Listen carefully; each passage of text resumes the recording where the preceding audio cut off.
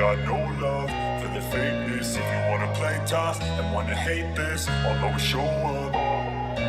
I don't ever slow up, no I don't take shit. I got no love for the fakeness. If you wanna play tough and wanna hate this, I'll always show up and make a statement. I don't ever slow up, no I don't take shit. I got no love for the fakeness. If you wanna play tough and wanna hate this, I'll always show up and make a statement. Everything I do so instinctive and so passionate. Every word I move so descriptive like an adjective. I got a vendetta against people who patented being negative when you should be getting after it.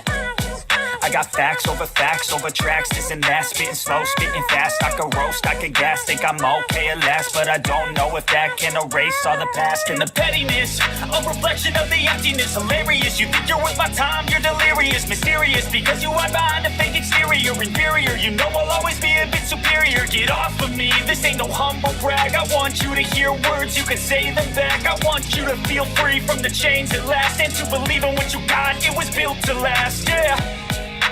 Now that I've been put through hell, I never got anyone's help. I had to do it all myself.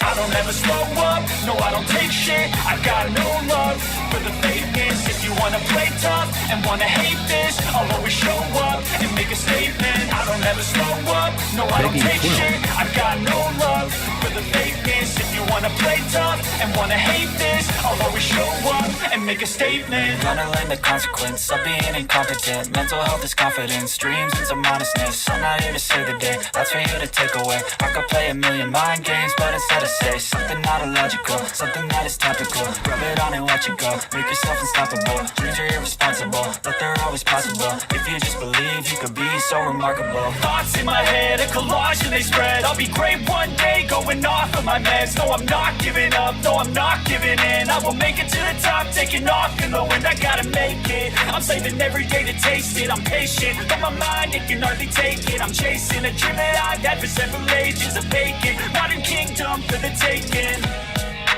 Now that I've been put through hell, I never got anyone's help. I had to do it all myself. I don't ever slow up, no I don't take shit. I got no love for the fakeness. If you wanna play tough and wanna hate this, I'll always show up and make a statement. I don't ever slow up, no I don't take shit. I got no love for the fakeness. If you wanna play tough and wanna hate this, I'll always show up and make a statement. I don't ever slow up, no I don't take shit. I got no love for the fakeness. If you wanna play tough and wanna hate this, I'll always show up.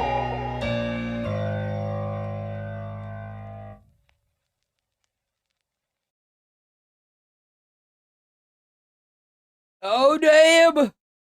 Another day, another dollar, boys!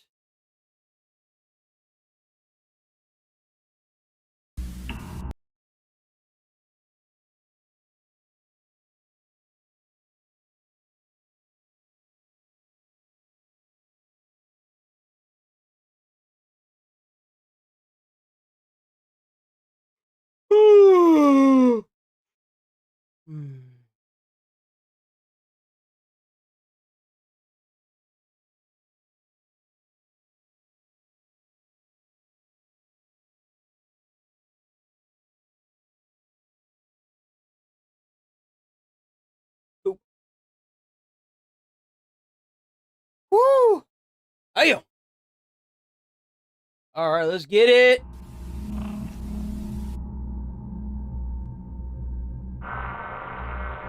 Oh, what the fuck? Oh, that's awful.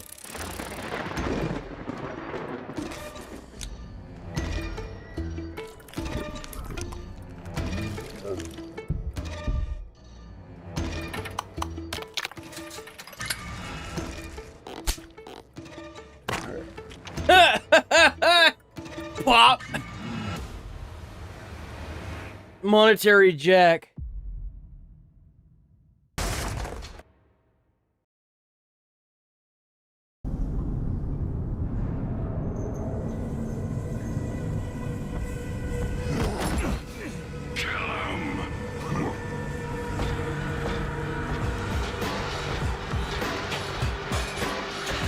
Fuck, that's a woman.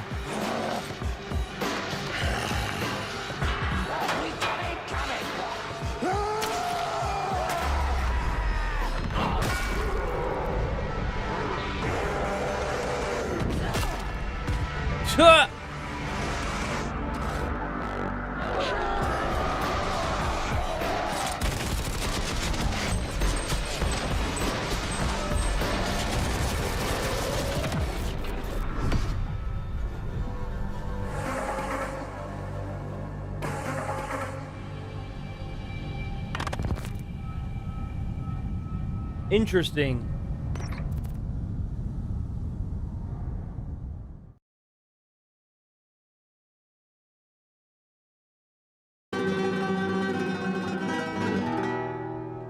Hello, I'm Louise Blaine. I'm the creative lead here at Blumhouse Games, and I'm joined by the Bro, I director don't of care. Persol Theatre. Bye. Oh, what the fuck?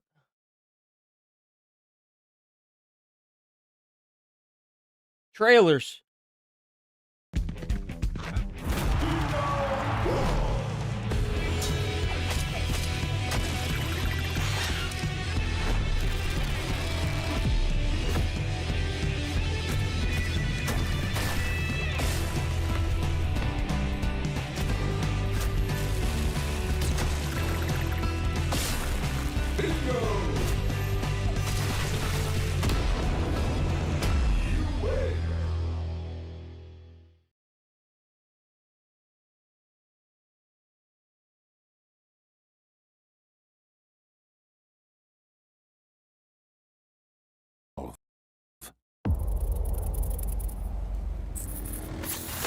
Oh.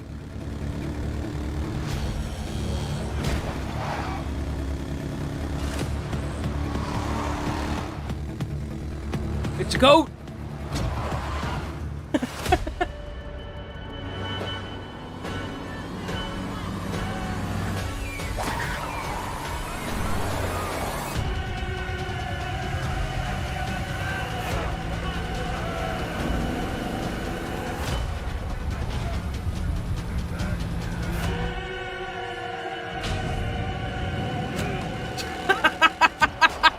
Bro, missed that by a mile. Holy shit, it's a worm.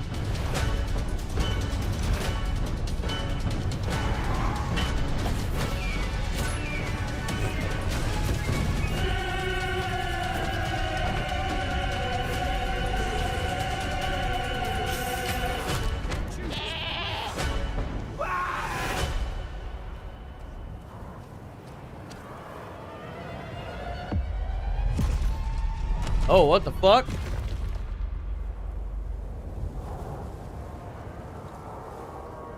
Interesting, interesting. You think maybe we'll actually get a Fallout goat sim?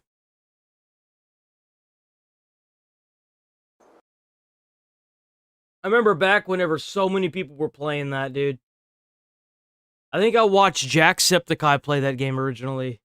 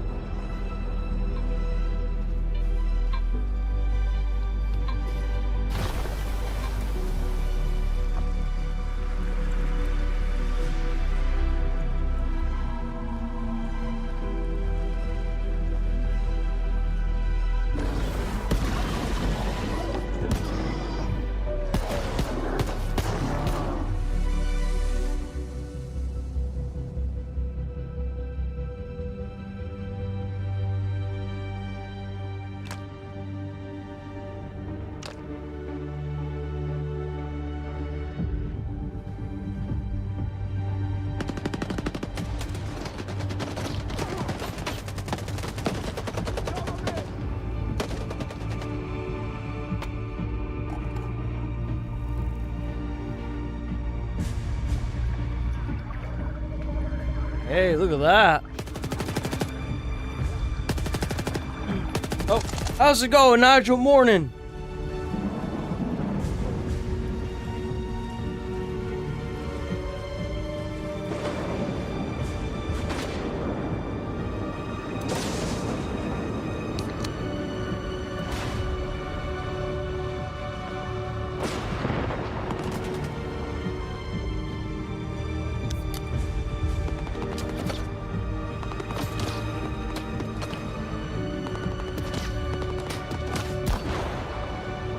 that's just annoying, dude. What the fuck? Tremor. That's just dumb. Is that it? Yes, that is it.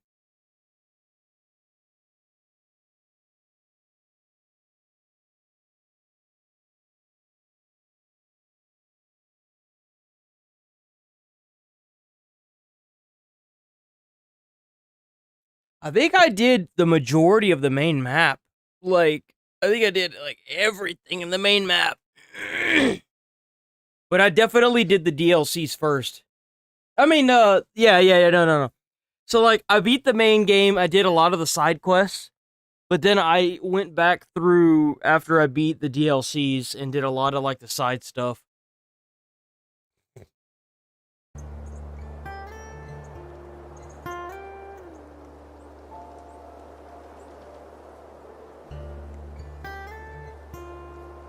The hell is this? Black granite and bone, we have endured yet The fuck is that? ambush.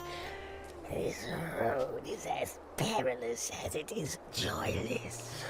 The greatest peril to my senses is your stench and the sorry shape that bears it. Let's see how choosy you'll be when the void invites you in. Spirits preserve me. Just get back in the knapsack. Fine. But remember, we must reach the moon gate and find some clue as to how it may be opened. Oh, look at that sword. I still pray we might find survivors. Someone who can tell us what truly happened here.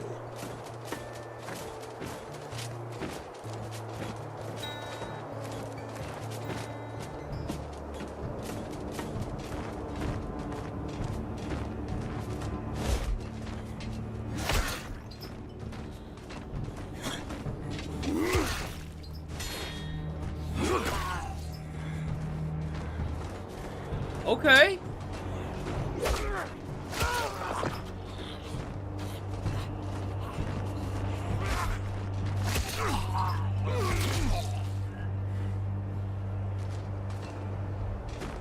What, they don't drop nothing? Let him go for now, youngling. Let's see what this place holds. Youngling, do you know my age, rodent? Your years mean little. This is your first vigil. Thus, you are a neophyte, whether you Ooh, I like how this enjoy looks. the title or not.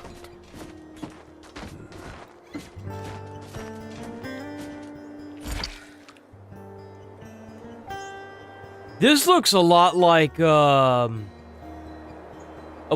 or Skyrim.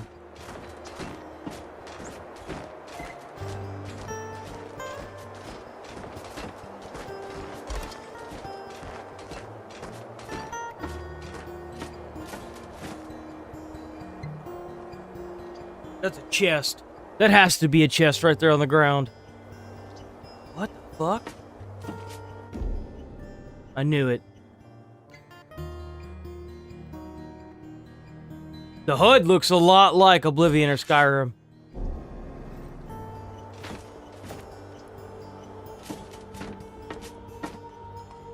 This looks really promising.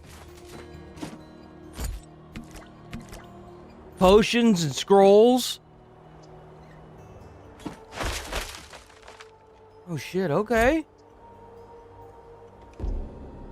Oh shit! Yo, look at that freaking armor! Yo, that looks badass!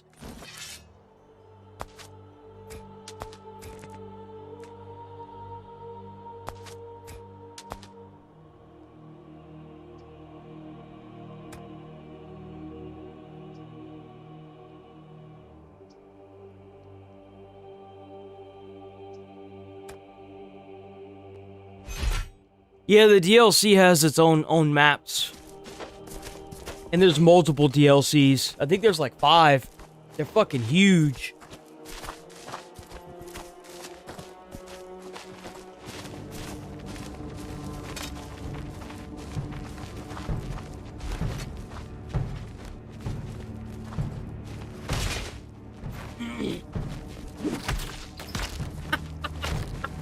Bro just got Spartan kicked off the freaking thing. What is that? What? Damn, okay. Why can't you loot the bodies?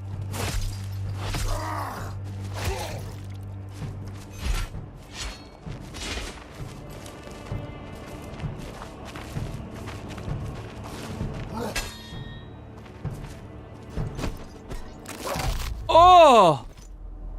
Oh, and you get a level. And you get levels. Okay.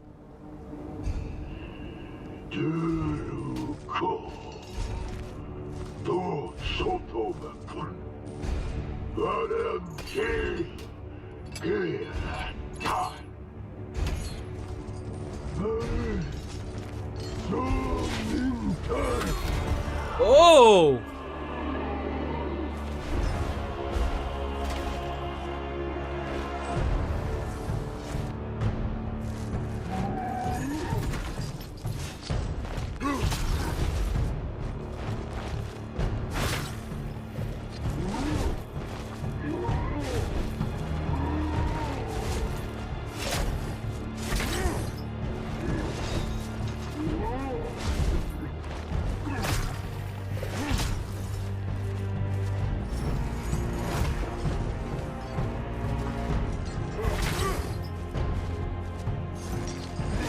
Oh!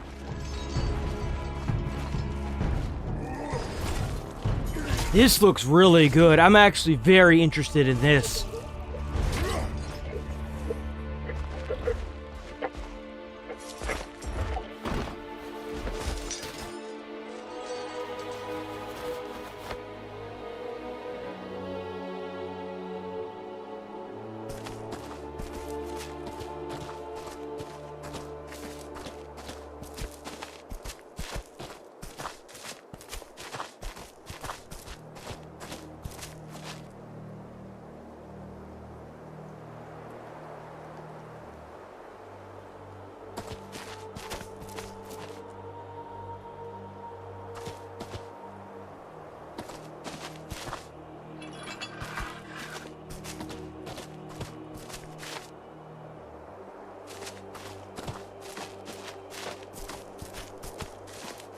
The lighting looks phenomenal too.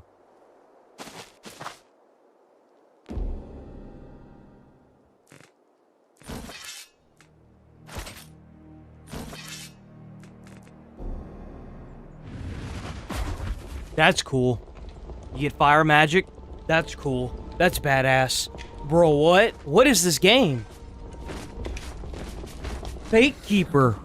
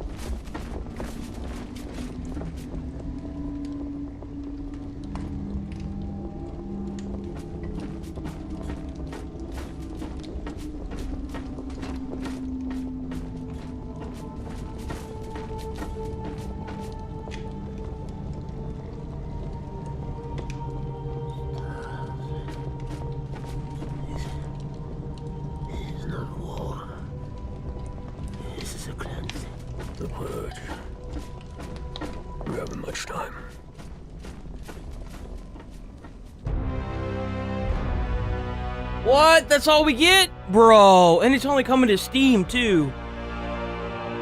Dude, that looks so good. It's THQ Nordic. Como tan hokure aratakura.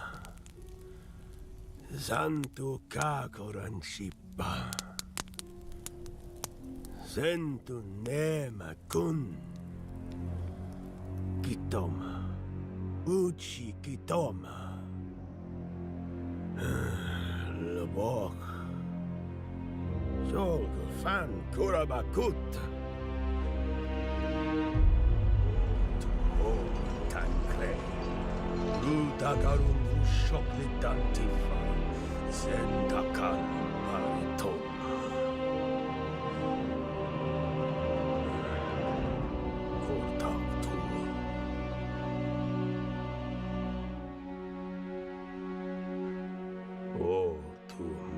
Dumach druoko.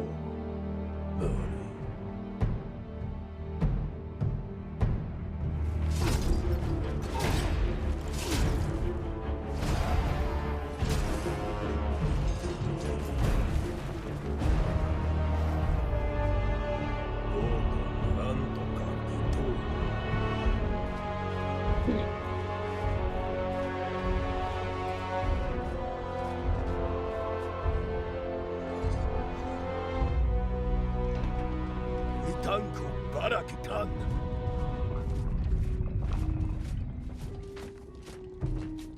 Okro tuka koranchi. Falumak hokre oritoma. Oh. Oh, look at those creatures. Takarun kao dokushi. Washikotan.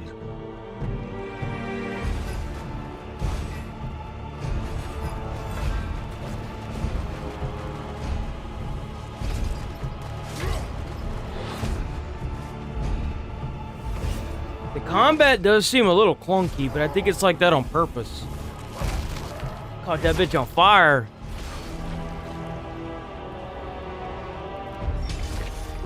Shi. Titar. Umanoti. Merituk. Utan ketoanshi. Utan. Veta kipa.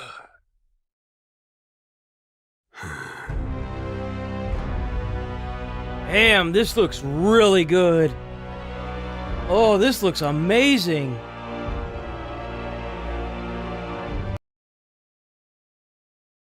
All right. So we have Kirby Air Riders review. I look forward to being thoroughly unimpressed because, as you'll know, I believe it was Sega just released its Sonic Riders or whatever the hell that was called. That looked like ass. Hopefully this looks better. I rather doubt it. What the fuck just happened?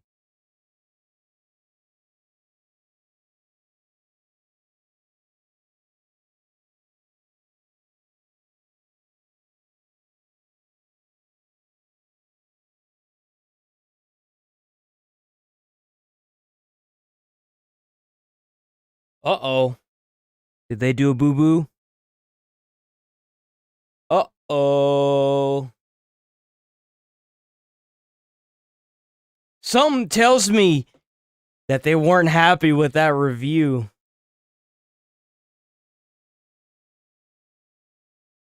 Uh-oh.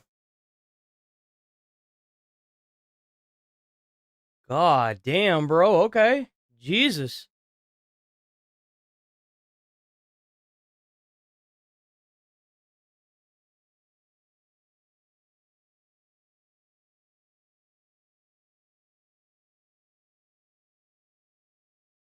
Okay, never mind.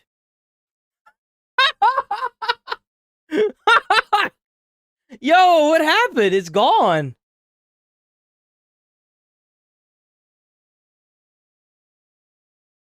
What the fuck? It's gone, dude. They took that shit down.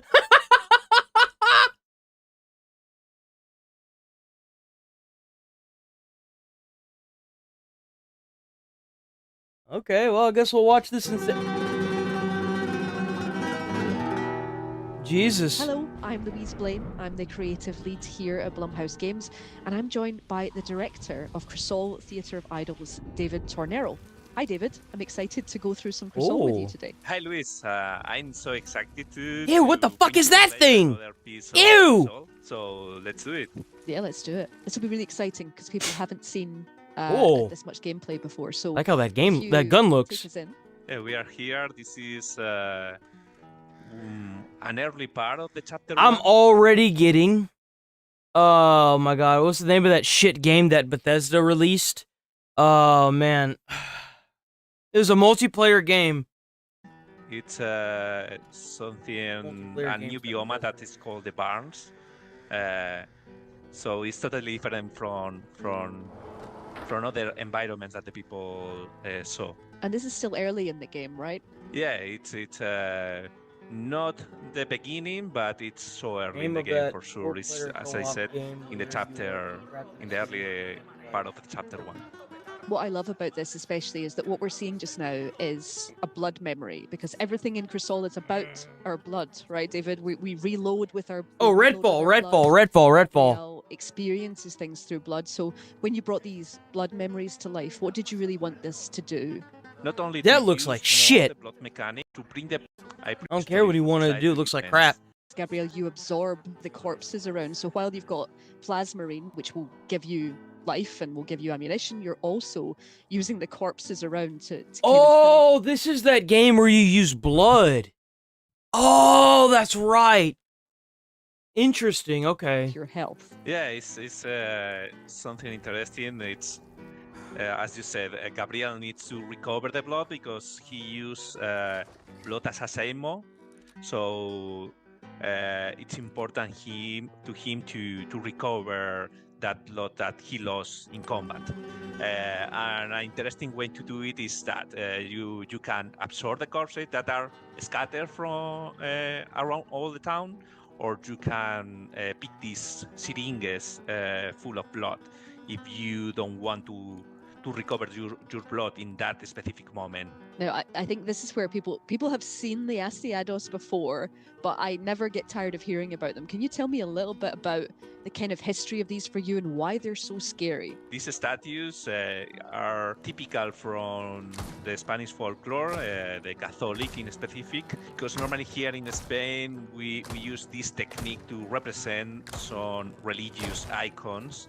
And of course, they are so terrifying, not only in the game, in the real version, are not so like pleasant to see it. They are so scary, and this is when I see it. These statues, when I imagine that one as an enemy.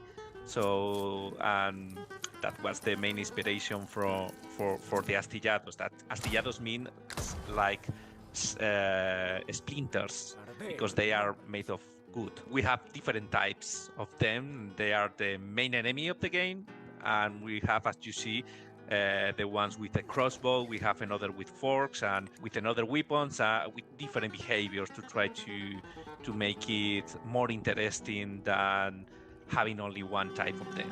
And you say that they're the main enemy, but there are other enemies that I find that I think some of which people have seen. I think people have seen some. Can you maybe tell us a little bit about anything that people might have seen in any of the Crisol trailers? Yeah, we have another enemies, and the main difference between them are. I can't believe they took down that David review. Tornero. Hi, David. I'm excited to go through some Crisol. There you go. There it is. Here we go. Often, we attach a certain descriptor to the fans of particular gaming genres. Someone might be a shooter aficionado or a puzzle expert, maybe a sports enthusiast. That looks kind of crazy. That looks like steampunk. Might be a shooter aficionado or a puzzle expert, maybe. It actually has like piping and stuff. Look at that. What the fuck is that? Be a sports enthusiast, each eliciting a certain image that we might associate with a particular audience. Oh, that's awful. Then, what the fuck? They strung up a horse. Each eliciting a certain image that we might associate with a particular... Whoa, I ain't never seen no shit like that before. Bro got strung up there like a fucking puppet, bro. That's terrifying. The amount of, like, strength you have to get that fucker up there. Then, there are the lovers of tough action games. Those of us who take joy in friction, revel in the struggle. Oh, that was sick. Or, as we like to call ourselves, sickos. At Tokyo Game Show 2025, this sicko went hands-on with Phantom Hurt me harder. Blade Zero, the highly anticipated upcoming action RPG from S-Game. God with an arsenal damn! Of ferocious weapons, brutal finishers, and savage enemies. How did I miss this from a month ago? Makings of a bloody good time. After an hour of uninterrupted combat, boss battles, and more than a few deaths, I came away with one question.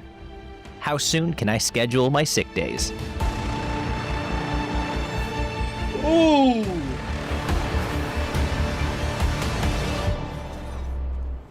You play as Soul, an assassin framed for the murder of the head of his order. Our journey with him in this demo begins at the bottom of a canyon. After just a few steps, we encounter Yo, is it kind of weird that I'm already getting Elden Ring vibes from this?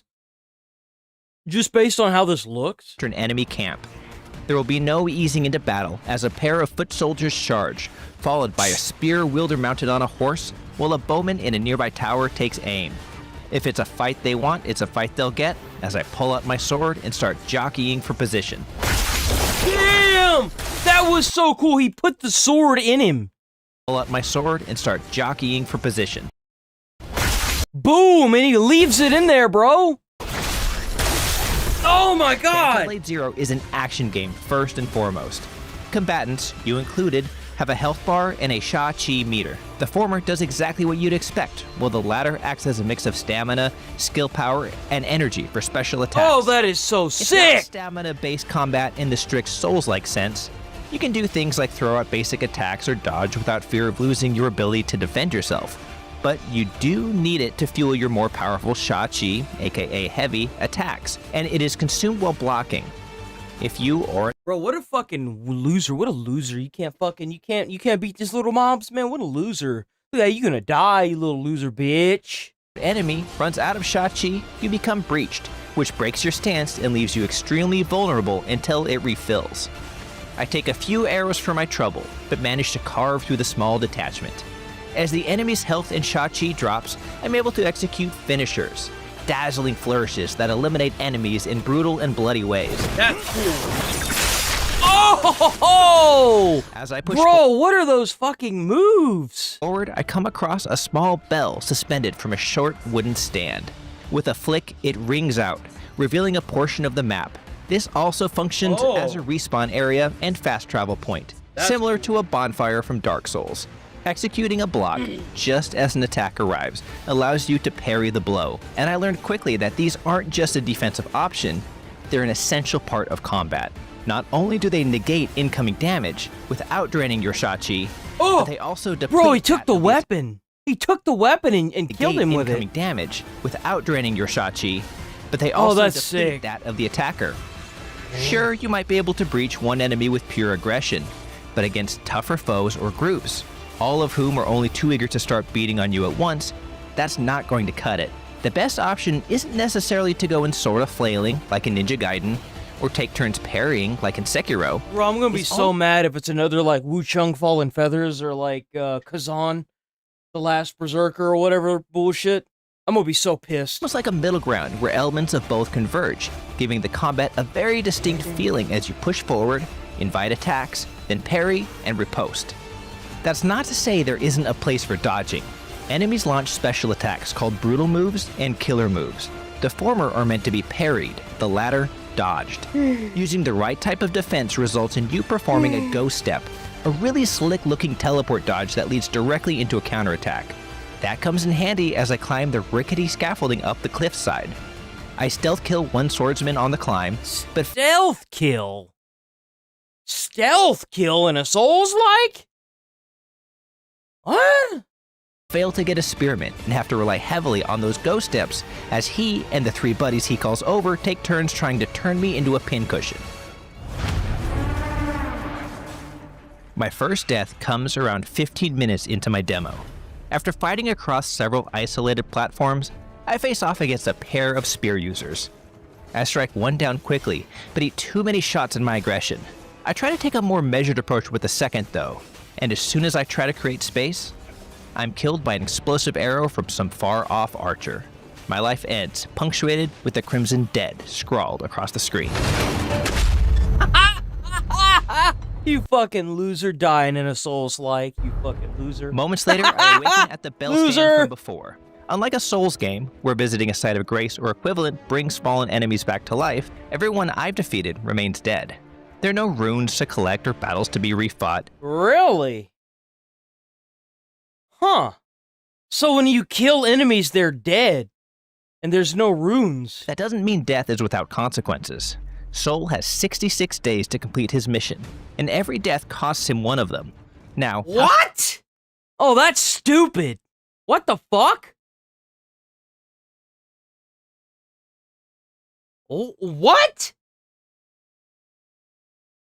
strict that limit is or whether or not we can get days back is unclear, but I certainly feel the pressure to stay alive and not waste any of that potentially limited time by dying if I can avoid it. Well, maybe you should do this thing called I decide it's healing. time to switch up my armaments a bit. It looks like right there. Oh, fucker. Equip 2 weapons, one for general combat and 2 phantom edges, which are limited use items like a powerful bow and arrow or man cutter, an enormous halberd that can crush enemies with a charged smash attack. Each weapon has unique combinations and comes with some sort of perk or special ability. Yo, so low-key, does that mean that if you don't beat it in the 66 days, you have to replay the entire game again? That's kind of ass, dude. I'm not gonna lie, that's dookie. Sanguine, your default longsword, can launch a rapid succession of tumbling attacks, which is great for shredding a breached enemy. Oh! I had been leaning on Seamless Death, a pair of chakram-like weapons that can be used for fast up-close combinations or thrown to do solid damage from a distance. Now I decide to give Jagged Edge, the enormous greatsword, a go, as I return to the site of my death and enact my revenge on the remaining spear soldier. I have How to the fuck are you supposed to get stronger then? run to avoid the incoming fire from the bowmen across the chasm, and eventually find a route to some platforms I can use to get across. So wait a minute. So you mean to tell me that you're making a Souls-like with permanent, debilitating, negative effects that could possibly restart your entire game if you die over 66 times? That doesn't sound very fun to me. That just sounds like stressful slop. Executing an excellent wall run into an instant kill of a swordsman I caught unaware. No, like, the fact that the enemies don't respawn, that's definitely a good equalizer. Bears along the way. I ring a bell here, establishing a new respawn point, and jump down towards another pair of bow and arrow equipped enemies. I land atop one, executing a throw and stab combo to kill him in one fell swoop. Then, Well, it's not like a normal Souls-like, so if you die 67 times, apparently you fail and you have to replay the entire game. So it's like... And then the enemies don't respawn either, and there's no souls. So it's like there's no equivalent to souls or ruins. You get no levels like that, apparently. But you have to beat the game in under 66 deaths. Or technically 67. Otherwise you fail? That's weird. separate the head and The body enemies of don't respawn too. his buddy with a finisher, creating a satisfying fountain of blood. That sounds weird, right? That's crazy. A short while later, Yeah, I that ambush my totally pair is of wild. dagger wielders. Rather than defeat them with my blade, I call upon Flaming Mane, one of my phantom edges. Like,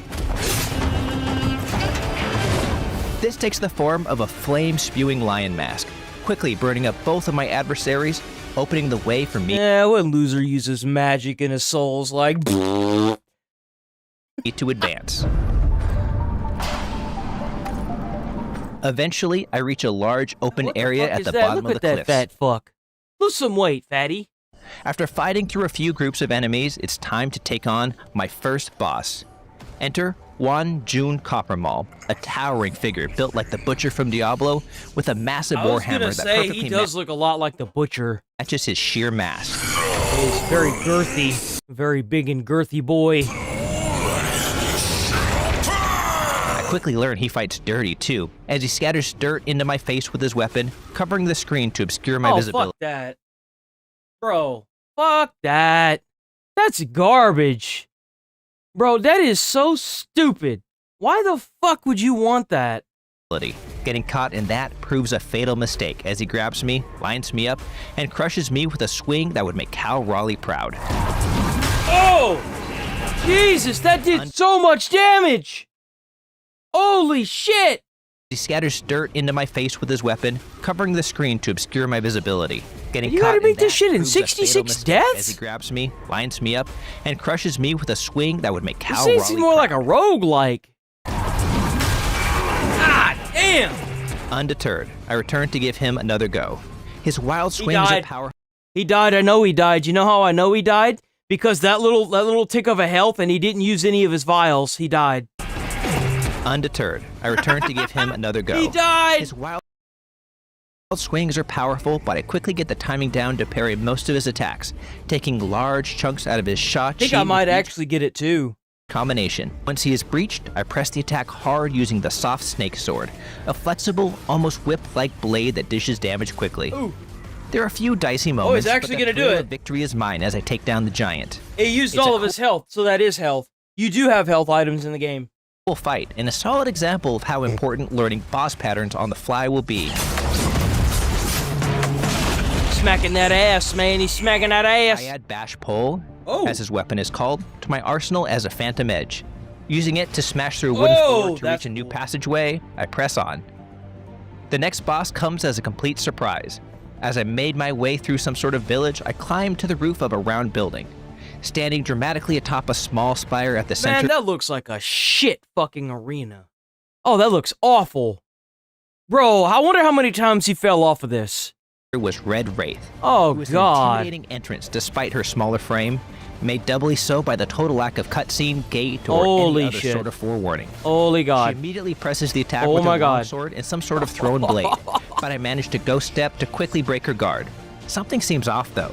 The fight seems almost too easy, which doesn't go unnoticed by Soul, and he suggests that we could leave her be and flee if we wanted. Should I leave her be and push on for now? Curiosity gets the better of me, and I make a hasty retreat, leaving the Red Wraith behind, a decision that would come back to haunt me. You're a dumbass. Bro, that's one thing I've learned in Souls like throughout the years. If you can beat a boss early, you slay that bitch like you ain't never slayed before. Because whenever you fight it later, it haunts you. It fucks you. It bends you over. A few skirmishes later, I reach the final boss of the demo, the Chief Disciple of the Seven Stars. He leads a team of 6 other warriors, and even as a veteran of many action games, I have to admit this is one of the more impressive boss fights in Does recent it? I'm not surprised. memory. Each warrior has their own health bar, including the Chief Disciple with the boss's health bar, and they seamlessly switch between attacking independently Oh, that's and clean. striking as one. One moment I'm isolating one enemy, chipping away at their health, then suddenly the entire group converges on me with a coordinated thrust attack Holy from all shit. directions, as my perfectly timed dodge allows me to leap their collective attack Oh, Jesus. and land gracefully upon the combined tips of all their weapons.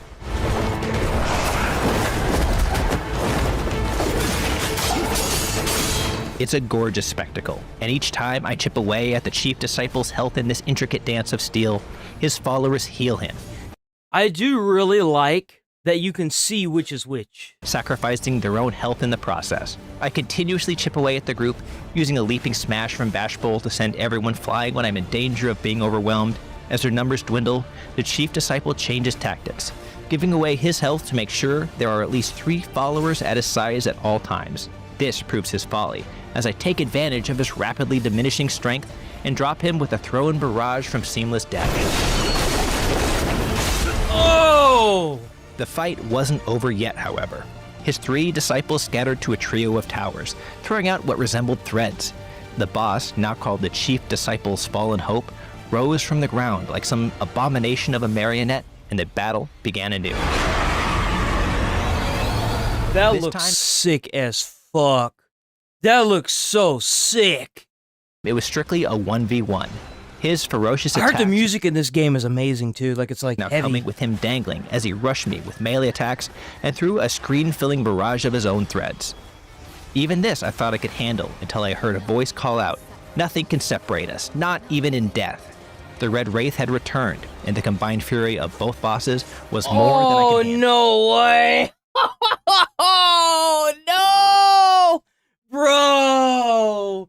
Oh no, he should have killed her. I died. Oh no! Yo, that came back to mega haunt him. Then I died again, Oh and no! again. Each rematch began at the start of the marionette phase, but time and time again I fell when the Red Wraith arrived, my decision to be merciful earlier haunting me.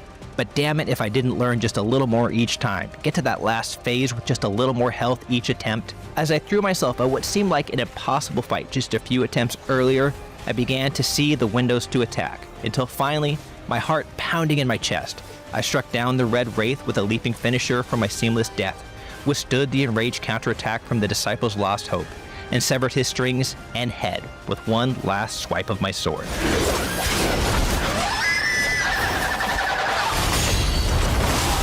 There are 3 difficulty options to choose from, but even at the default Oh, that ain't a Souls-like. Dude, that's not a Souls-like. That's not a Souls-like. Souls-likes, you don't get to choose your difficulty. That's not a Souls-like. That's not a Souls-like. I don't care what anyone says. That's not a Souls-like. that I played at, Phantom Blade Zero is hard, and I love that about it. It never felt cheap. What makes a Souls-like is kind of like the Predator culling. Is you're either going to get past the first few bosses or you're cooked in the water. That's what makes a Souls-like a Souls-like. Demanded more from me. In just over an hour of play, I was easily 10 times the player I was when I started. It's a feeling of achievement that is reserved for the very best action games on the planet. If the rest is anything like what I played at TGS, I feel like there's a real chance that Phantom Blade Zero might be one of those games. Why does that sword look like a rubber stick? For more previews of the biggest upcoming games, don't miss our recent hands-on looks at Jurassic World That does look really good. It does. It looks really good.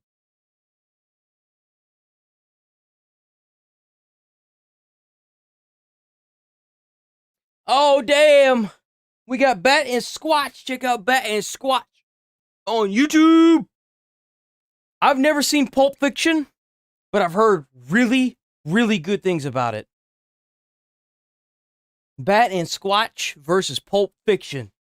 Man, we are in it to win it now. Let me go give that a like. There we go.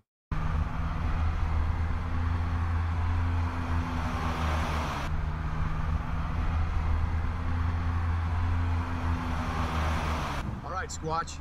I've pinpointed the anomaly. Hold on, Hoss. I can't hear you.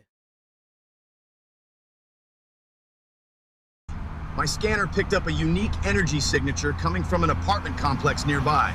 It's radiating a similar quantum resonance to the portal gun's flux capacitor. This could be it. The missing piece. Flux kappa what? The key to fixing our perpetually malfunctioning portal gun and getting us Anytime they say something that's like even remotely technologically advanced in any fucking movie, film, or anime. back to our timeline. Yeah, and maybe we can finally make it to the mythical Snackin' Shack. Feeling homesick, Squatch? I don't miss the rainy season and the slightly less rainy season, but I could go for a Marionberry pie and some Walla Walla rings. Bro is trying to get food anytime he can. Bro is a foodie. He's a foodie. Say, do you know what they call a hot dog in Washington? They don't call it a hot dog? No, they call it a Seattle dog. It's like a regular hot dog, but grosser. Focus, Squatch. The apartment is 2 blocks ahead. No. It's Pulp Fiction.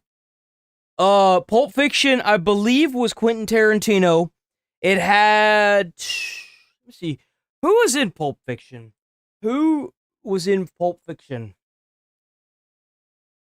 It's got John Travolta, Samuel L. Jackson, and obviously the film was made by Quentin Tarantino, so I've heard that it's really, really good. Like it is like media legend. In and out. No unnecessary complications, and I have a lead that this briefcase belongs to some Marcellus character. He might... Angel Thorns, you should stick around. Torres, sorry. You should stick around. We do gaming reaction stuff every morning, Monday through Friday. We're here Monday through Friday, same time, every day, except for Saturday and Sunday, because I need to take a break. Have what we need. We need to be professional, coordinated. So like my usual self, got it. Oh, you could also join the Discord and recommend reaction stuff as well. We do that. We're here for the briefcase. Whoa! Is that a Big Kahuna burger? I've always wanted to try one. Do you mind if I have a small bite? Okay. Eats the entire thing. That was good. You know what they call a hot dog in Washington? Bro! A Seattle dog, I guess? Ooh, check out the big brain on Brett. Now, where's the briefcase?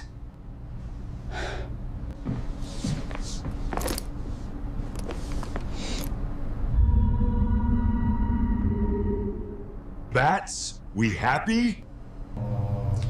Yeah, we happy. Tell Mr. Wallace I never meant for things to go the way they did. Oh, I'm sorry. Did I break your concentration? What the fuck? Do you have another burger? No, I don't have another. Squatch Book 2517. The path of the righteously nourished man is beset on all sides by the inequities of the starving and the tyranny of insufficient portions. And I will execute great vengeance upon them, with furious hunger, on those who would attempt to withhold my just deserts. And you will know that my name is Squatch, when I lay my hunger upon thee. Damn. Okay, calm down, big guy. You aren't yourself when you're hungry. Let's go get you some more food. Sorry about that. Okay, after a quick bite, we go see Mr. Marcellus What Wallace. was with the deep voice? What the drunken clam, dude. What? We got a little bit of the drunken clam is that's Family Guy, isn't it?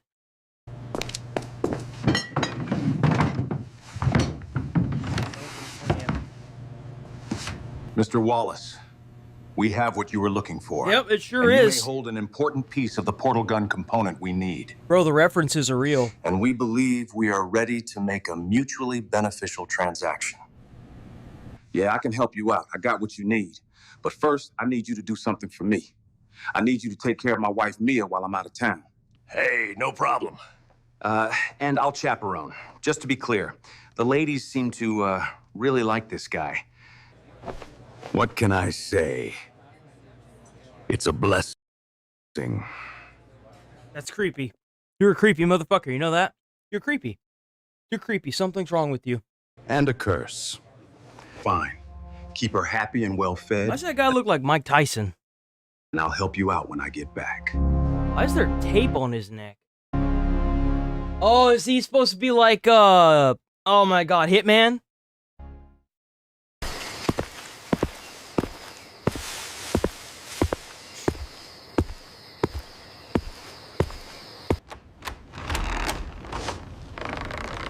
Hello? Mia? Anyone home?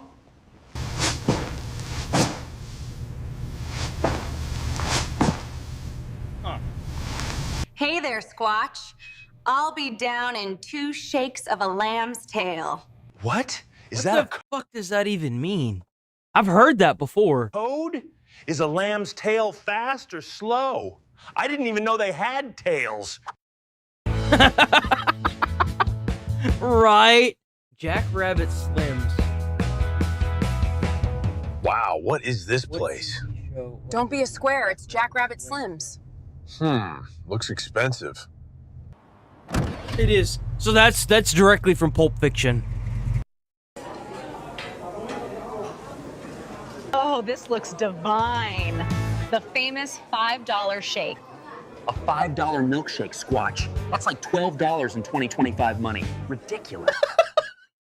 Yo! Yeah, the struggle's real, ain't it, boys? Well, dessert is out of the question. Oh, man.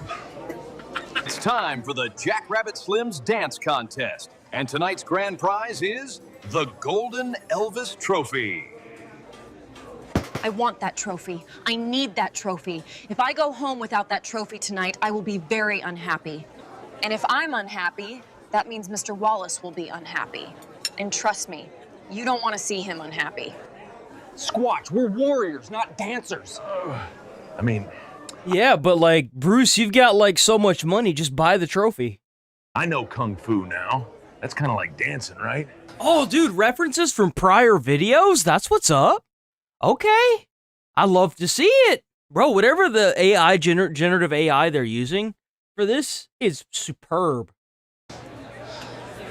Remember, boys, a magician never reveals their secrets.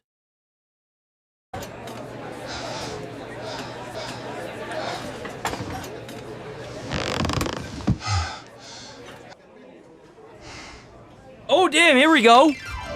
Bro, look at them legs. Bro's jacked. Turd cutter on that man.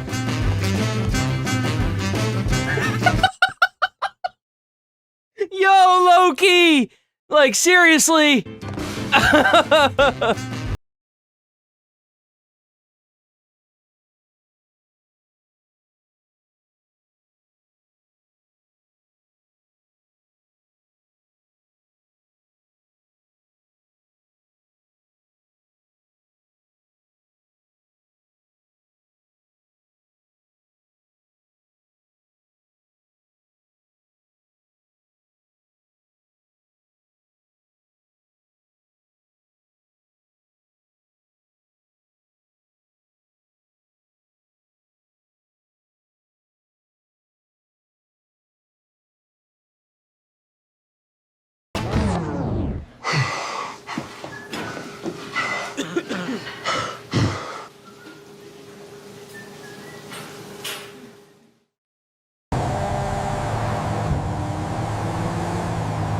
Well, not only did we not win, but now we're banned from Jackrabbit Slims. I didn't think we were that bad. I knew I should have downloaded some dance moves from the Matrix. Well, maybe next time. For now, we gotta get out of town before Marcellus sends all his goons after us. Because Mia was pissed. Oh, well, at least we didn't have to deal with the gimp. Damn, they just gonna leave it like that. All right. They just bailed, bro. Oh, we get bloopers? Oh, please tell me we get bloopers. Yeah! Slims, dance, eat, and twist your night away. Open late.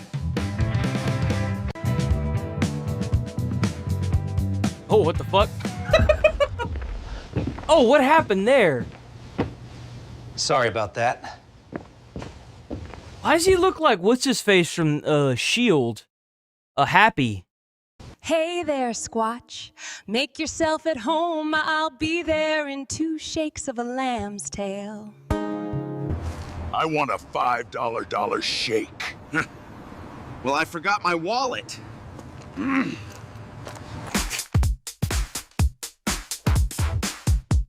Oh!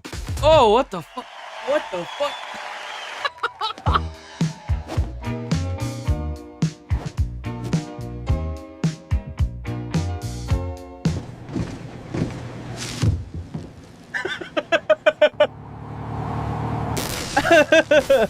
Oh.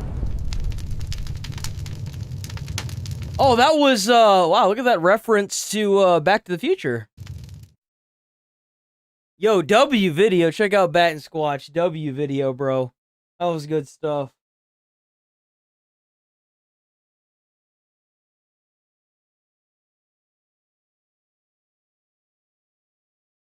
Takes, man.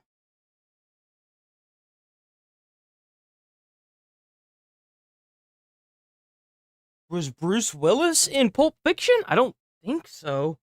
Was Bruce Willis in Pulp Fiction? Oh shit, he was. He was in Pulp Fiction. Yes, he was.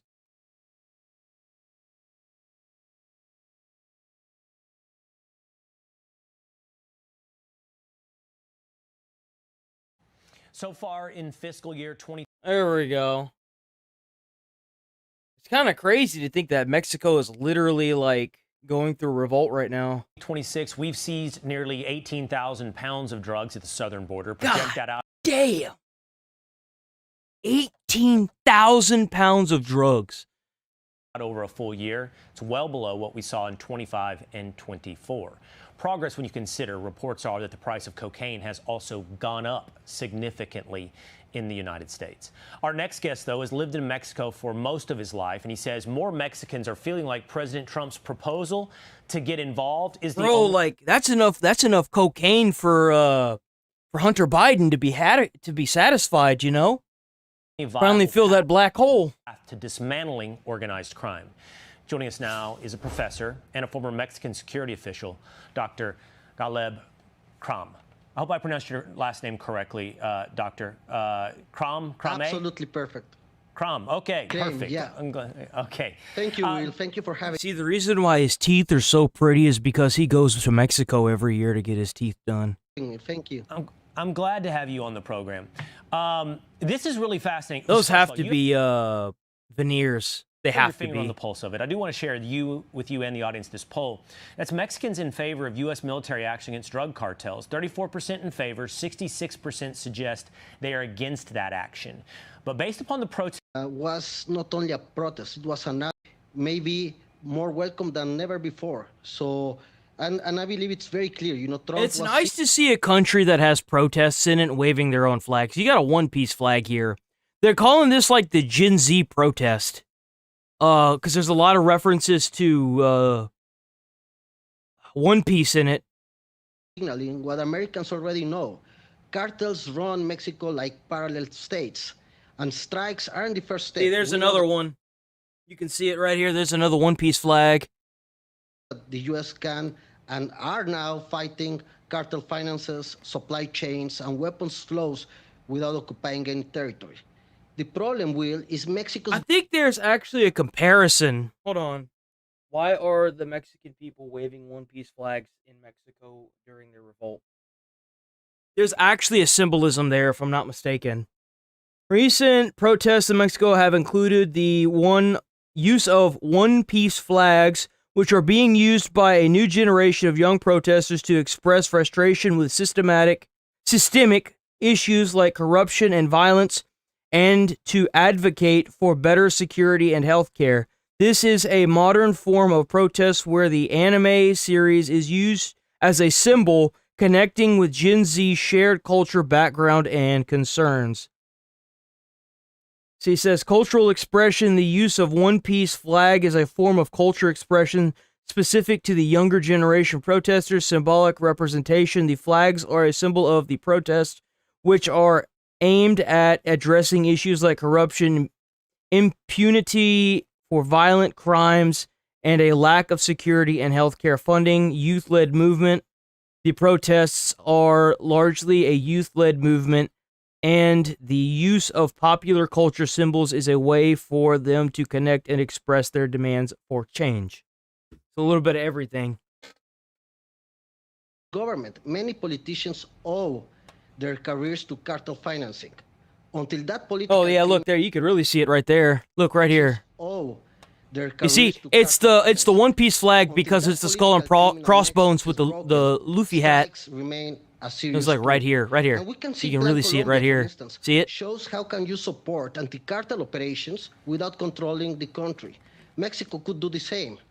And Sheinbaum, unfortunately, is managing the war from the shadows. Using intelligence, drones, and precision strikes will help Mexico. Not sending troops into open combat, perhaps. okay, that's the question. The last question here. I feel like that's warfare in a nutshell nowadays. People don't want ground troops. They want to see like precision strikes. Spit it out. To what extent would Mexicans welcome U.S. involvement? Targeted strikes, troops on the ground in action. And by the way, is that enough to extricate the connection, as you point out? But I don't want American forces to go to Mexico. I'm sorry, I just don't. I have zero want for that. I'm sorry, I have no want for that. We already had our 20-year war, and we replaced the Taliban with the Taliban. I don't want to see another war. I'm sorry. I grew up my entire life with the Iraq War, dude. I don't want to see another one. I'm sorry. Y'all got to figure it out, man. Y'all got to. Between politics in Mexico and the drug cartels. The point is that, like, if we're gonna go to war, I want to see tactical strikes that eliminate the head of the Hydra. I don't want the body of the Hydra. I don't want to see another 20-year war, dude. I'm sorry. You know that the history between Mexico and the U.S. has been always, very on the top of Mexicans' mind when the U.S. intervened in Mexico and took half of its territory. So that's on the top of Mexicans' mind. So, we were taught at schools about this intervention, So, but one way of doing it is... Meaning what? I mean, the Texas, US, California, Arizona, you're talking about that? Yeah. The way you learned that story in school? Absolutely. And the problem states to come in, to hit cartel command centers, meth labs, or fentanyl corridors on power. Open our borders. I want to see tactical strikes. With Mexico. Well, that's a fascinating perspective to hear from the Mexican side of the border on how they would approach or how they would view. Yeah, fuck that, dude. I don't want to see another 20-year war. Strike it and be done with it.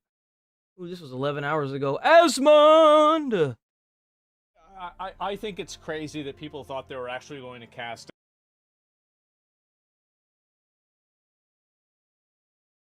Oh, why do you do this, you piece of shit?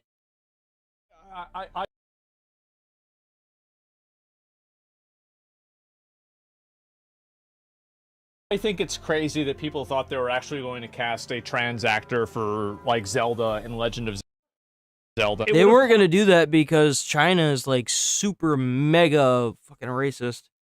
And to be quite frank, with all the nonsense that's going on with the trans activists and the trans rights right now, I think that they did a smart by just hiring an actual female actor. So many problems, it would have not been worth it. Rare No, it Nintendo wouldn't W. So this is for the new, this right here. These are some of the scenes right here from the new Legend of Zelda movie. Is the casting for the characters good? Yes, it is good. Is it me or does that look kind of like it's AI generated? The casting is great. I think this is perfect. Context. There were a lot of people who were unhappy about this because they thought that Hunter Schafer, who is a trans female, should play Zelda in the movie. Eventually, Nintendo revealed the Princess Zelda actress for the movie, and Twitter had a collective meltdown. The very same progressive people started harassing the new actress, implying she looked like a man. On the internet, there is a false sense that people are accepting of a lot of these trans and social issues. The thing is that people aren't. People for the past 4 years have been forced to deal with this craziness, and the thing is like if they had just left it alone, there would have been way more acceptance of it. But when you force this stuff down people's throat, they're gonna retaliate because they don't want to feel like they're forced to do something. Like it's not like that they have a problem with trans people. It's that people don't like feeling like they're forced to deal with something. Because then they're going to retaliate. That's what they do. Like, anytime, you know, you, like, growing up, your parents probably asked you, like, 60 times to take out the trash, and it made you want to do it less and less every time, right? That is the mentality. Because if you actually ask average people and see what average people think, I think that it's going to be very different. All it would do is it would just bother and make everybody mad. And I'm glad, actually, that they're going with... I read something about this recently. Nowadays, it feels like every film always has, like, certain actors in it. Bringing in a new actor that nobody knows anything about can really lock in an aesthetic that you don't really get whenever you just bring in, this is what you don't really think it's going to happen. I don't really think it's going to matter. Because all these new actors, they want to act as if it's just a job that they can go home after. Like, whenever you hear the story of, for example, Sylvester Stallone, or even better, Arnold Schwarzenegger, he was the guy that was foreign, and he had to sit down. I remember one of his, he talked about how one of his people that were trying to get him jobs sat him down and said, "Don't talk. I'll do all the talk," because he barely knew English. And whenever he did talk, it was awful. And I think it was for The Predator that he was going in for an interview for. And he looked at Arnold and said, don't talk. Shut up. Let me do the talking. And that's what he did, and he got the job. And he said, like, it took months of, like, actual work with his accent to make it sound more and more American. And he said even now, like, he still has trouble with it sometimes. So it's like, it's the work and dedication to be an actor nowadays.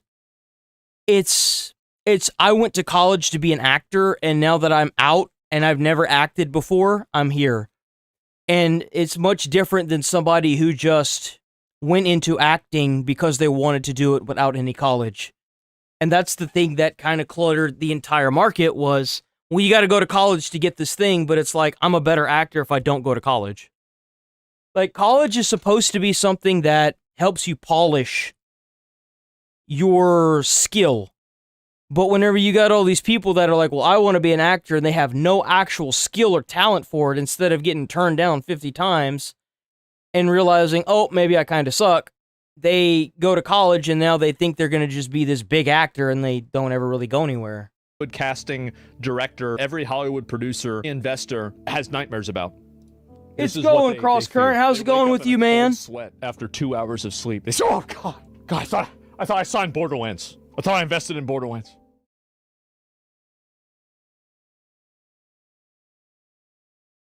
Yeah, it does. Experience beats a degree any day of the week. Like, but the thing is whenever you got a bunch of people who hold degrees,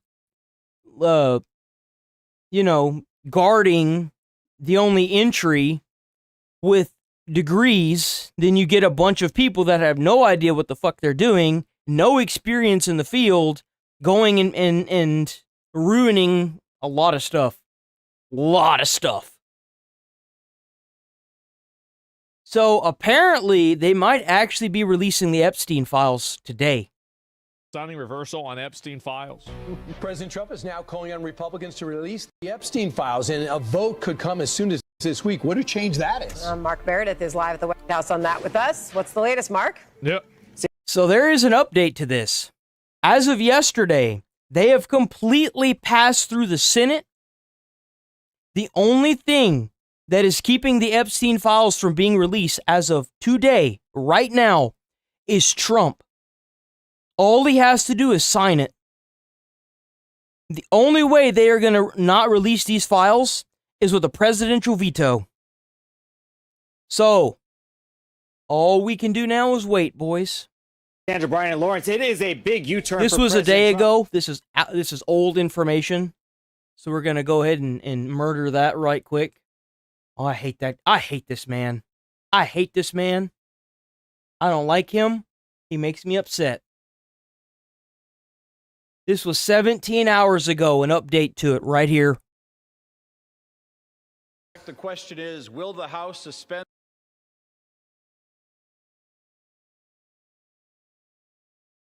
the rules and pass the bill H.R. 4405? Pass it. The rules are Bro, suspended. it sucks being in a procrastinating mood, dude. It sucks so bad. The bill is passed, and Can I request a recorded vote? There it is. The gentleman Shut from up. Maryland- Recorded vote. The gentleman from Maryland has requested a recorded vote. A recorded vote is ordered. All right, let's get it. I mean, I think so for sure. A nay! Who was it? Who did it? I want to figure out who it was. On this vote, the yeas are 427, the nays are 1. The bill is passed. There it is. That is insane. Let's go. Let's get some of these bitches locked up. Come on, man. Let's do it. Complaining, malding, everything has come to this. That's right, boys. This is the one guy, this bald retard, voted against releasing the Epstein files. This is his most recent post besides this. You know, we have to try to do the right thing. How about that, huh? I have been a principled no on this bill from the beginning. What was wrong with the bill 3 months ago is still wrong today. If enacted in its current form, this type of broad reveal released to a rabid media will absolutely result in innocent people being hurt. You are absolutely right, Clay. It will. And that is a risk that I am willing to take. So I think anybody's willing to take that. Anyone's willing to take that risk, and let me tell you why. It's better than having a bunch of rich sickos running the government. That's why. you just think about this. Even all of the victims want this shit to come out. Like, who's it gonna hurt? Okay, you have a country of 350 million people. The collateral damage from this is going to be at most like 1,000 people. You're voting to continue a blackmail operation that could affect the entire world because you're worried that 1,000 people might look bad at most. I have a word for people like this: bald retard. He actually posted that. This is the dick-sucking bald retard that voted against it. Okay, so can you answer the original question? Holy Who shit. do you care about more, U.S. or Israel? There's no variance. It's like you asking... Why do we have a sitting Senate member that cares more about Israel than we do about America? How's that even okay? Like, how's that even make any sense? Do you love your wife more than your daughter? Well, and you said it's a simple question. It is. So there he is. They'll need a much bigger prison once Congress releases the Epstein. Wait, what? What? Meaning we're going to need a bigger jail. And amen to that. My man, all right. Anybody to have anything to do with young kids, we put them in jail, we throw the key away. I don't care who it is. Yes, sir. I love it. We need 1,000 more just like you running the country. You damn straight. Get this mess over with and let people know you're going to pay the price for doing something like this. So thank fucking God. He must be in Florida, man. It seems like Florida is the only safe place in the U.S. nowadays. We make this complicated. It's so simple. Some people are going to have a very, very tough holiday season. Yeah, good. And they should. Oh, I don't agree with everything he says either, but I'm down with the good. The good stuff is really good. I'll say that. Do we have any updates on this? I wanted to check that before we moved on from this. Something happened, a new Trump shooter.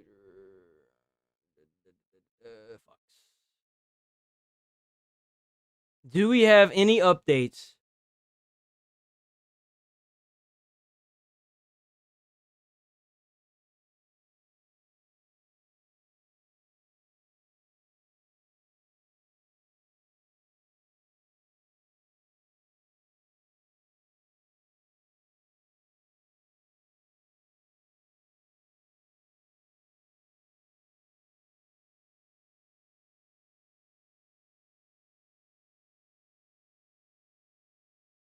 Yeah, we still don't have anything else.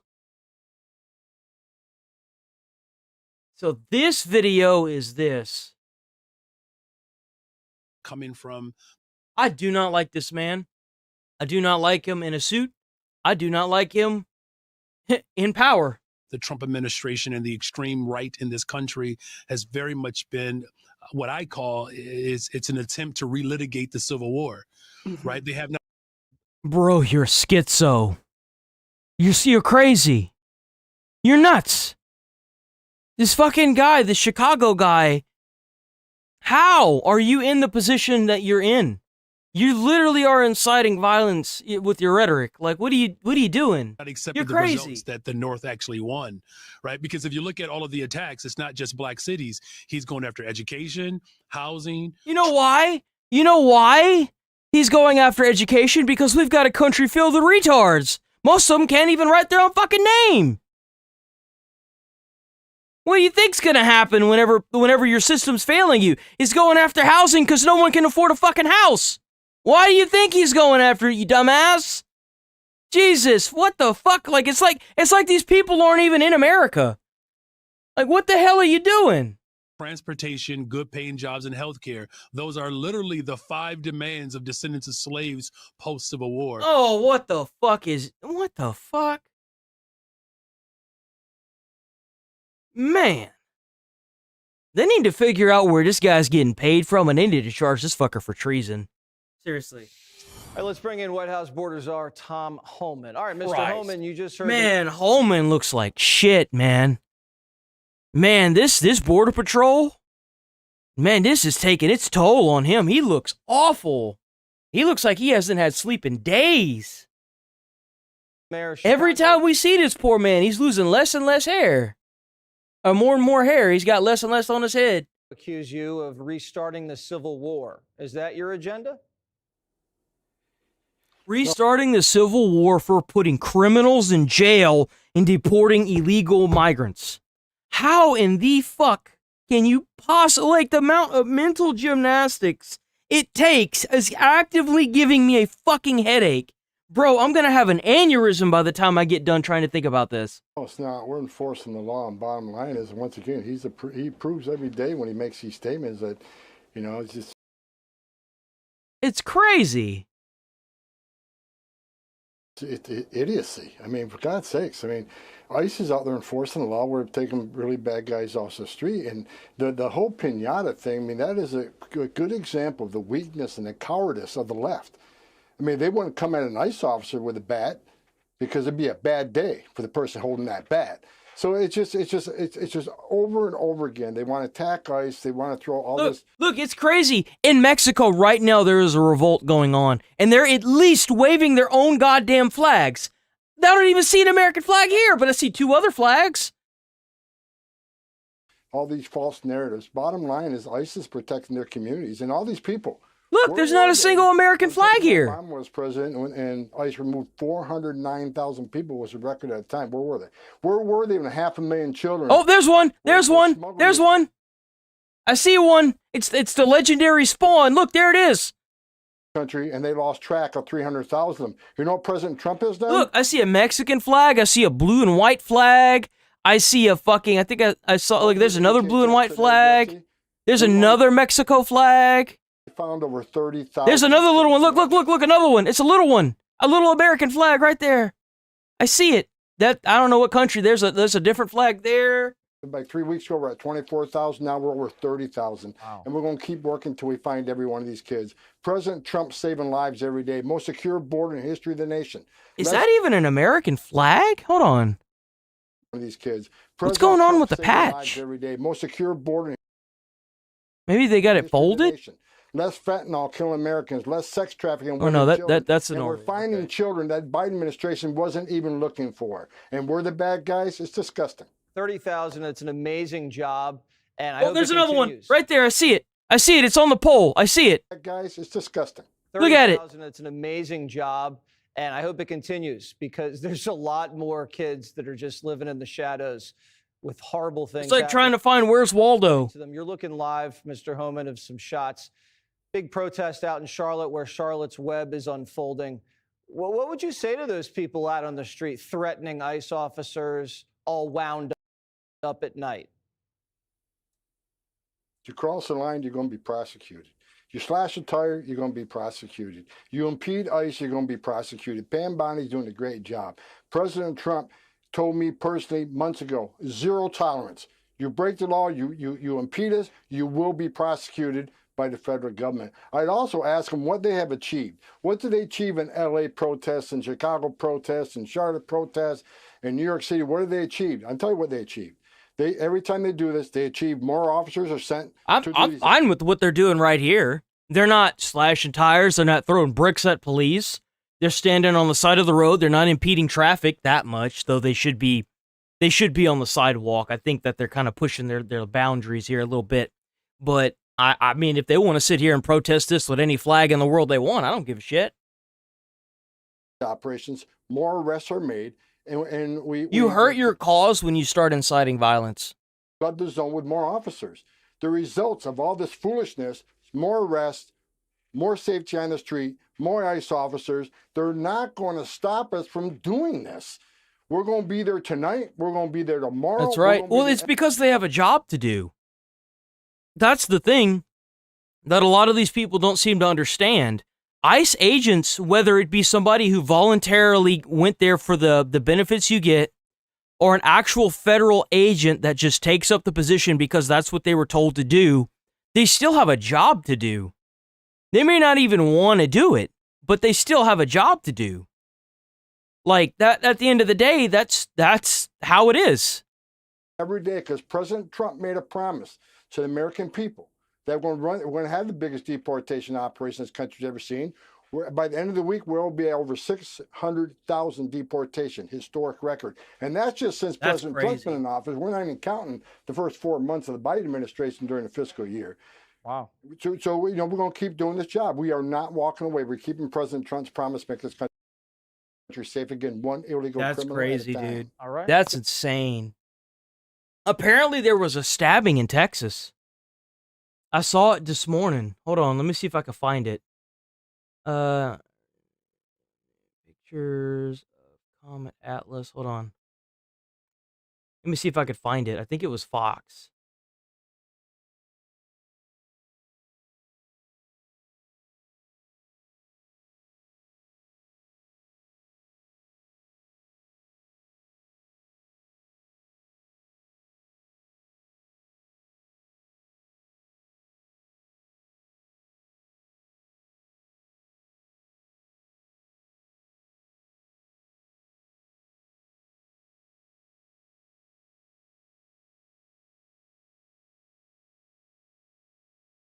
Damn, I don't know if I'm gonna be able to find it.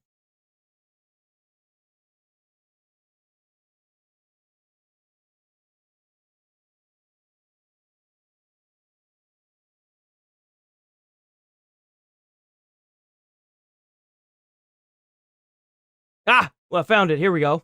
So you've got this, a 17-year-old man who... This happened... It just happened yesterday. arrested in Texas for allegedly attacking a woman with a hammer. Oh, it was a hammer. As that woman was jogging. We're now learning he's in the country illegally on an expired visa. In Plano, Texas, Brooke Taylor has the story now. Brooke, hello. Hi, Bill. Yeah, this Bro, is lady was just jogging and she got attacked by a dude with a hammer. a busy and popular. And you think it's just... Here's the problem that I have. So, like, right now, all over Europe, the same thing is happening. There are people that are going out of their way, like these immigrants, they're attacking citizens. Like, people who have been there for, like, their entire lives and killing them and stuff. Like, so it's not just a here problem, it's happening there, too. That's why most of the cities there are completely up in arms against the immigrants. Park. Already this morning, we've seen several people out alone on walks. Police say that a woman was on a jog when a man attacked her with a hammer. This all happened on Thursday around 5 p.m. The details here, they're disturbing. Plano police tell us the woman was hit in the head with the hammer several times. Jesus. She managed to fight the man off and he ran away. 4 hours later, police had a suspect in custody. They arrested 17-year-old Sergio Noe de Nova Duerte, an illegal migrant from Mexico. According to DHS, he came in on a tourist visa, and then in March of 2024, he was arrested for burglary and larceny. He was arrested under the Biden... Why the fuck was this guy let go and not sent back to his country? Administration and was released back into the community with a notice to appear. Now, the woman was taken to the hospital with big surprise he didn't appear and is out attacking people now, I guess. Serious injury. Bro just decided he was going to get a hammer and go to PvP, I guess. I don't know. Like, what would compel somebody to just find a jogger and attack them with a fucking hammer? That's crazy. It could have been a lot worse because duct tape was found at the scene. Jesus. Many people in this area are on high alert right now, looking out for one another. It looks like a nice community, too. Alone, right? I mean, there's always two of us or three. And we know lots of people that are out here. So if we see somebody we don't know, then we avoid that area. And the suspect is charged with kidnapping with bodily injury, and ICE has launched a detainer against him. I reached out to DHS, Bill. They just sent us this statement a few moments ago saying, quote, this criminal illegal alien should have never been loose in our communities to attack this woman jogging in a park with a hammer. Wow. Bill. Really tough stuff there. Brooke Taylor, Plano, Texas. Thank you, Brooke. Hey everyone, I'm Emily Campagno. Catch me and my co-host Harris Faulkner. Is it in Dallas? That's crazy, dude. That looked like a nice community, too. That sucks.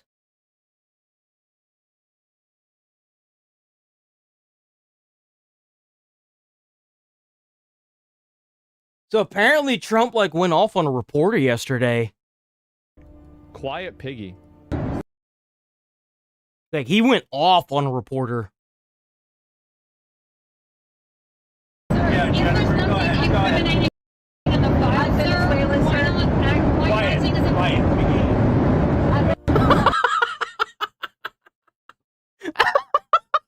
They called her Piggy, bro.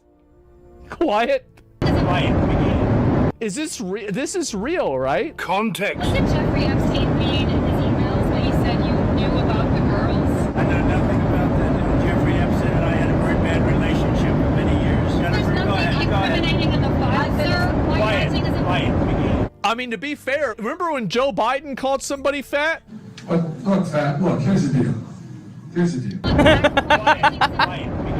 Oh my fucking god. The Senate has voted. Oh shit, bro, this is 1 minute ago. The Senate has unanimously voted to release all of the Epstein files. Because Trump will veto. If he vetoes this, I don't think anybody should support him. I'll be blackpilled 100%. I hope that there are big names that come out of this. I want to see it happen. My rational expectations are low, but my emotional hope is high. That's And, exactly we'll how I see where things feel. land. High emotional hope. But my logical says that no. created Path of Exile. And he made a YouTube video a few days ago called Dark Patterns Are your games playing you? Uh-oh. This video's peak? I haven't seen it. That's why I wanted to watch it on stream. A few years ago, a friend of mine carried a laptop 6 kilometers through the bush just to log into a game and keep a daily login streak alive. Oh. That's not fun. That's not entertainment. That's a dark pattern. Hi, I'm Chris Wilson. In this video, I want to show you how some modern games manipulate your schedule, your wallet, and even your friendships. You may have heard the term dark pattern before. Yeah. It refers to a design that deliberately manipulates user behavior, usually to get those users to spend money or engage more than they intended. A really great example of this is whenever Diablo 4 had the thing where your icon...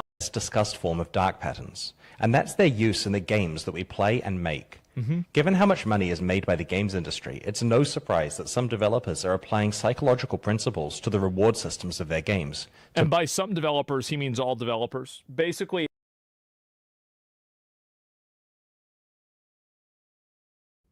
A few years... Yeah, we're going to watch this instead. Check out Chris Wilson. That's the name. Check out Chris Wilson. Go ahead and send him a like. Chris Wilson, please don't strike my channel. I will gladly take this down. Just send me a comment. Leave a comment. You can email me. You can hit the Discord up. I don't care. Please just don't strike it. Mine carried a I will gladly take it down. Through the bush, just to log into a game and keep dark patterns, manipulate your schedule, your wallet, and even your friendships. You may have heard the term dark pattern before. It refers to a design that deliberately manipulates user behavior, usually to get those users to spend money or engage more than they intended. A classic example is a hotel site flashing scarcity cues like, only one room left, 4 people are booking right now. You also see services that are easy to sign up for but hard to cancel. So, like, I have an example for that. If you ever join, like, Planet Fitness or any of those, you have to go in person and cancel. They won't let you cancel it otherwise. So you have to go in and be like, I want to cancel this to a person at the front desk. And I think every fitness place does that. Confirm shaming buttons that say, I'd rather pay full price. Optional extras like shipping insurance being automatically added to your shopping cart, or pop-ups that say, don't leave yet, you have unpurchased items. Dark patterns like these are increasingly common, to the point where regulators... They're so malicious and scummy, too. Like, the way they do it, it's so disgusting. And consumer groups are starting to push back. Today I want to talk about a less discussed form of dark patterns, and that's their use in the games that we play and make. Given how much money is made by the games industry... Like, this is one of the reasons why I won't touch another online-only game.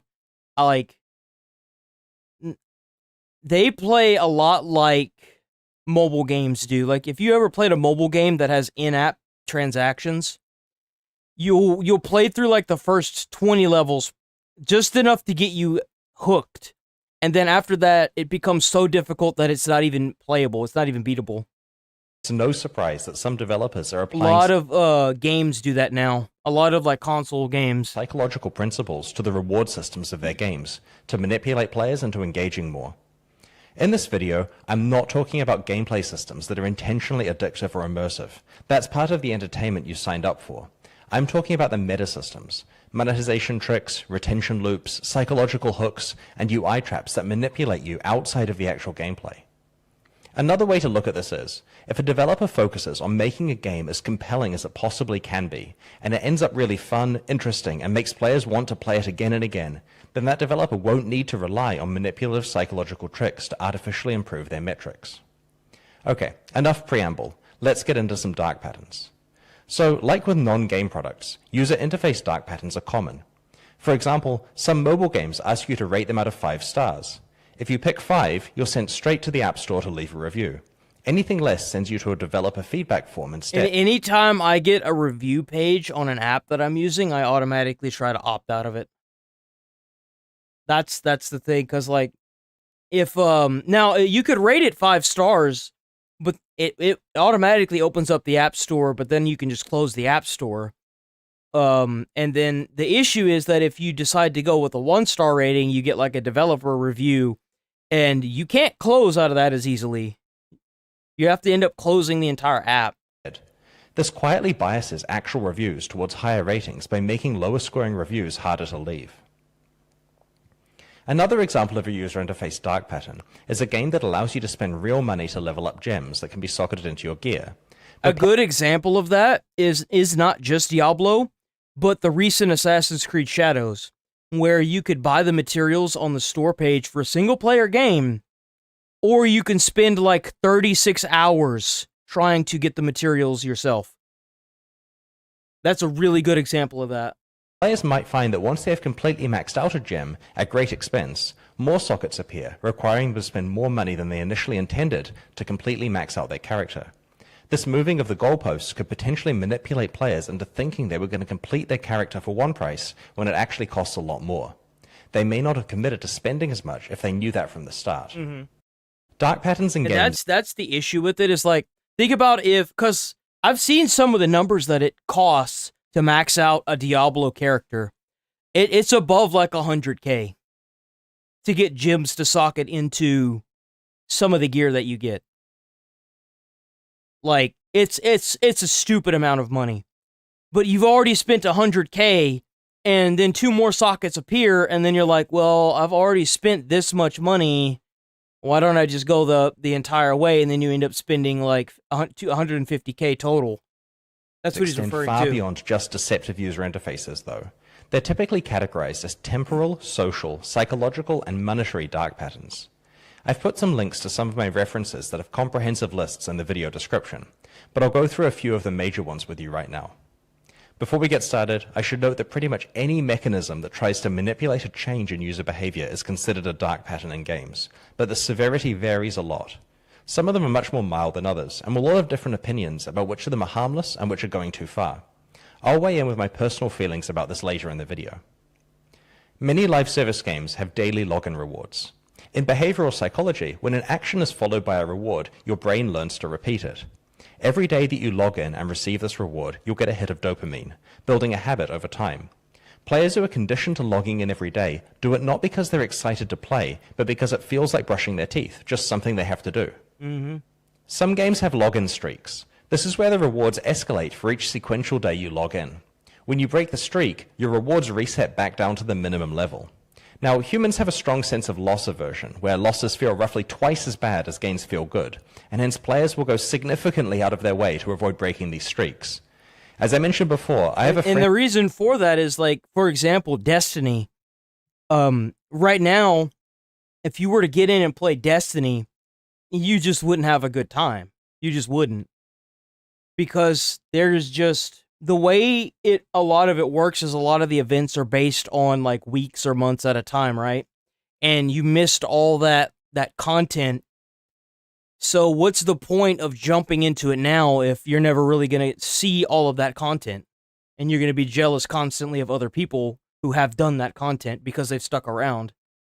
It's easier to say, well, I don't really give a shit, whenever you haven't like tried to get in from the start and play to the finish. Just to realize that you're never gonna have all the stuff that people have that have been there since day one. Camping trip and had to walk 6 kilometers with his laptop and a 3G modem so he could keep a login streak going in some random game he was playing. There are even games out there that let you pay real money to restore a broken streak. In addition to daily... You have to realize that these companies, they have an entire team of people that their sole purpose is to psychologically manipulate you into logging in and staying on the game all the time. That's their job. Login bonuses. Many games have daily tasks or challenges which reset every 24 hours. Players feel obliged to complete these so that the easy rewards don't go to waste. They don't want to miss out on cheap progress that everyone else is getting. Some games rely on dark patterns rooted in social obligation to manipulate you into behaving differently. For example, it's common for mobile base builder games to have guilds or clans where daily participation, like doing quests or donating resources, is important for your guild to succeed. If you don't log in each day and perform these actions, you let your friends down, which causes guilt and social pressure for you to be active daily. This dark pattern can exploit and strain our friendships, especially when the game is tuned to make daily participation essentially mandatory. Other games feature gifting between players, where reciprocation of gifts is rewarded with extra bonuses. This taps into reciprocity pressure to cause you to feel the need to log in daily and return gifts to people. Some games have refer a friend bonuses, or even outright pyramid schemes, where you make faster progress if you have recruited an extensive network of friends to join the game and play with you. Time-gated tasks, or playing by appointment, are when a game tells you have to come back at a specific time or face consequences. Yeah, fuck that. Any game that tells me that I have to do that, I immediately uninstall. I don't even mess around with that. I don't give a shit. I will immediately uninstall that piece of shit and call it a day. Popularized by farming games where your crops would wither and die if not harvested at the right time, the game forces control of your schedule, sometimes making you wake up in the middle of the night to click buttons or lose your investment. Contemporary mobile games often have timers and energy mechanics, where your ability to progress the game is blocked until you come back when these resources have regenerated.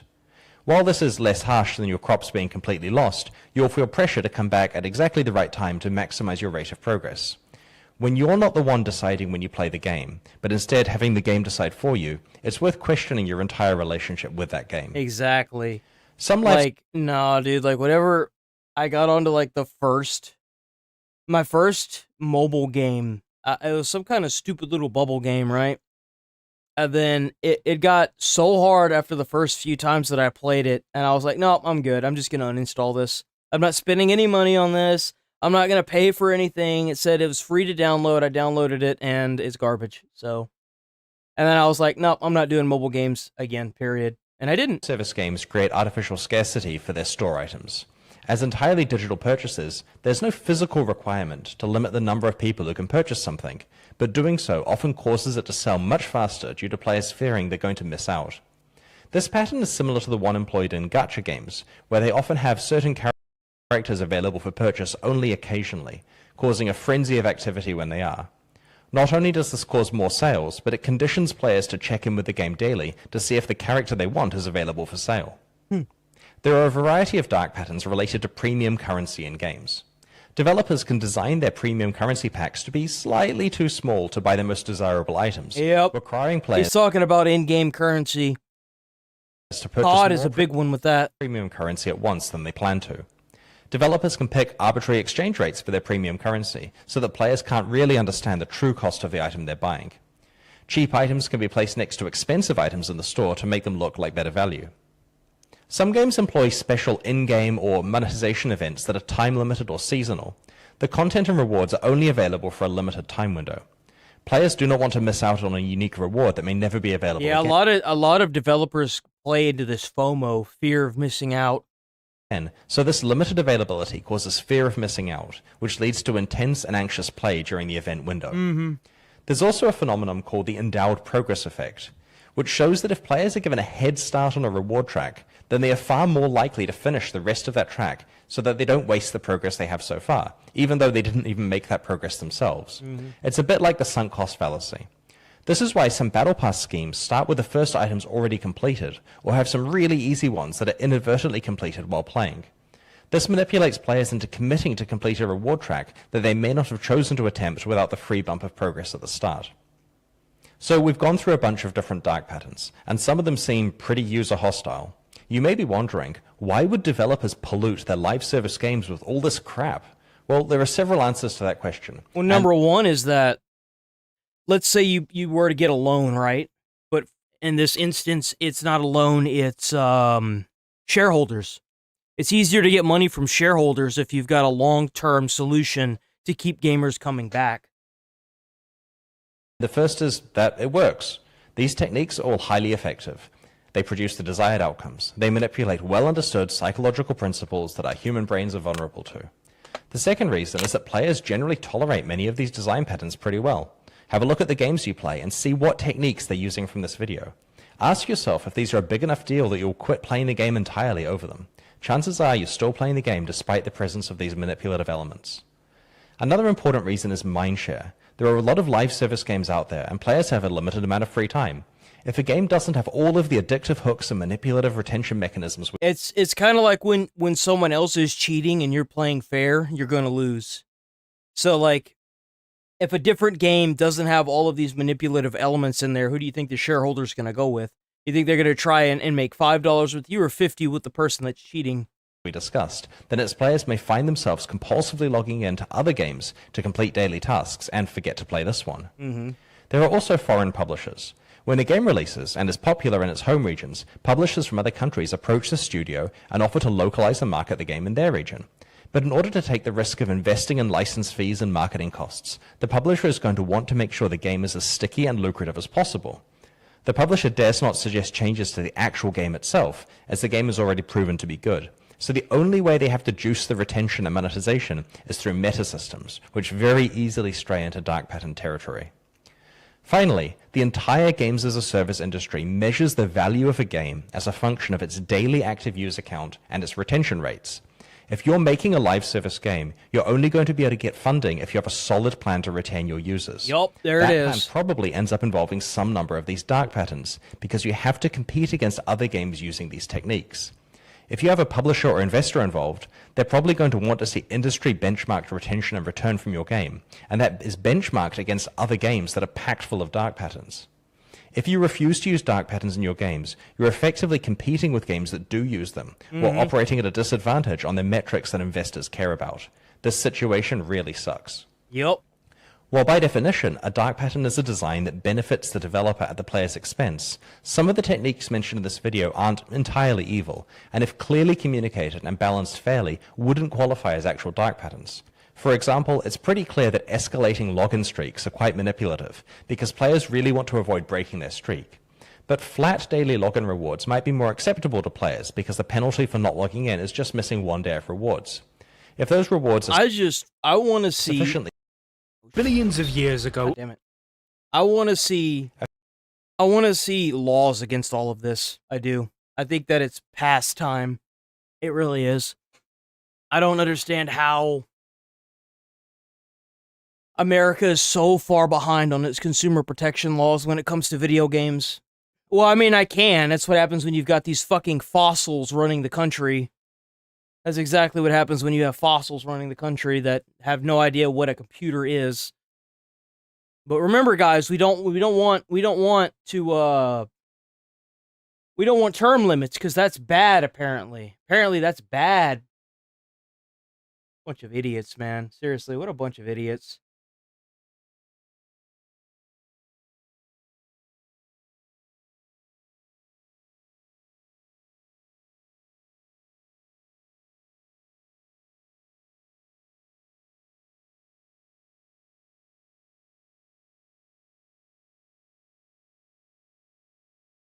Oh, by the way, they had more layoffs at Ubisoft. Ubisoft is cooked.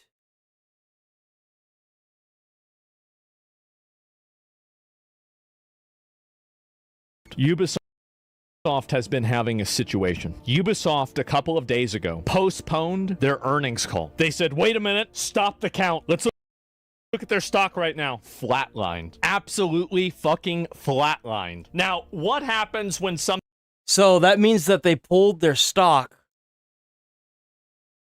That's a big bad sign right there. Flatlines. Well, I think that we all know it dies. Ubisoft has delayed their first half fiscal year 2025-26 earnings report just minutes before the scheduled release and requested a halt to trading of its shares and bonds. The company did not specify a reason. This follows financial pressures from underperforming titles like Assassin's Creed Shadows, which sold 4.3 million units in 6 months against the over $200 million development costs, plus earlier delays, studio closures, and layoffs. And this was 2 days ago, too. And they haven't said anything about this for 2 days. I'm sorry, guys. But a company with stock that looks like this... Imagine investing in 2008 and you're still down by over half. They literally had to pull their stock off of the exchange. Lived long enough to see Ubisoft go fucking bankrupt. Now, I do want to say, do you guys remember all of the people who spent all of their time go woke, go broke, top the charts? And this is what I think is the best part about this, is that they actually lied about it too. What the hell did they think was going to happen? Ubisoft and these other companies, they will get gaslighted by these journalists, and they'll be told, no, it's actually your game's doing great. Everybody loves it. Is that this is like a fucking Greek play, and you have the sirens call or the sirens of these mentally ill, woke journalists that are singing the song of diversity, and they're attracting these video game companies to crash upon the shores. They're dead on the shores of the modern audience. That's it. That's what's happened. And really, the odyssey of Ubisoft, yes, is that these journalists always write these articles talking about how terrible it is that people get fired from their jobs and how mean it is that these companies are just firing people. They don't care about anybody's job. You are gassing up companies, telling them to produce products that will not succeed in the market because it makes you feel good. And you're telling them lies. You're not giving them the constructive criticism and feedback that the market is so desperately asking you to provide. Well, I can't solely blame games journalists. That's still on the actual developers of these games to reach out to their fans, the people that are actually going to, pay their bills. Use other methods. Like, we have so many social media platforms that you can use to communicate with fans. Like, what the hell are you doing? Like, why put yourself in that position? And now those people are losing their job, gassing them up over something that's not even true. It's pretty sad, isn't it? No. The gameplay for our two highly anticipated upcoming premium titles, Star Wars Outlaws and Assassin's Creed Shadows, was not only praised by players and critics alike, but also highlighted the cutting-edge capabilities of our game engine. Jesus Christ, man.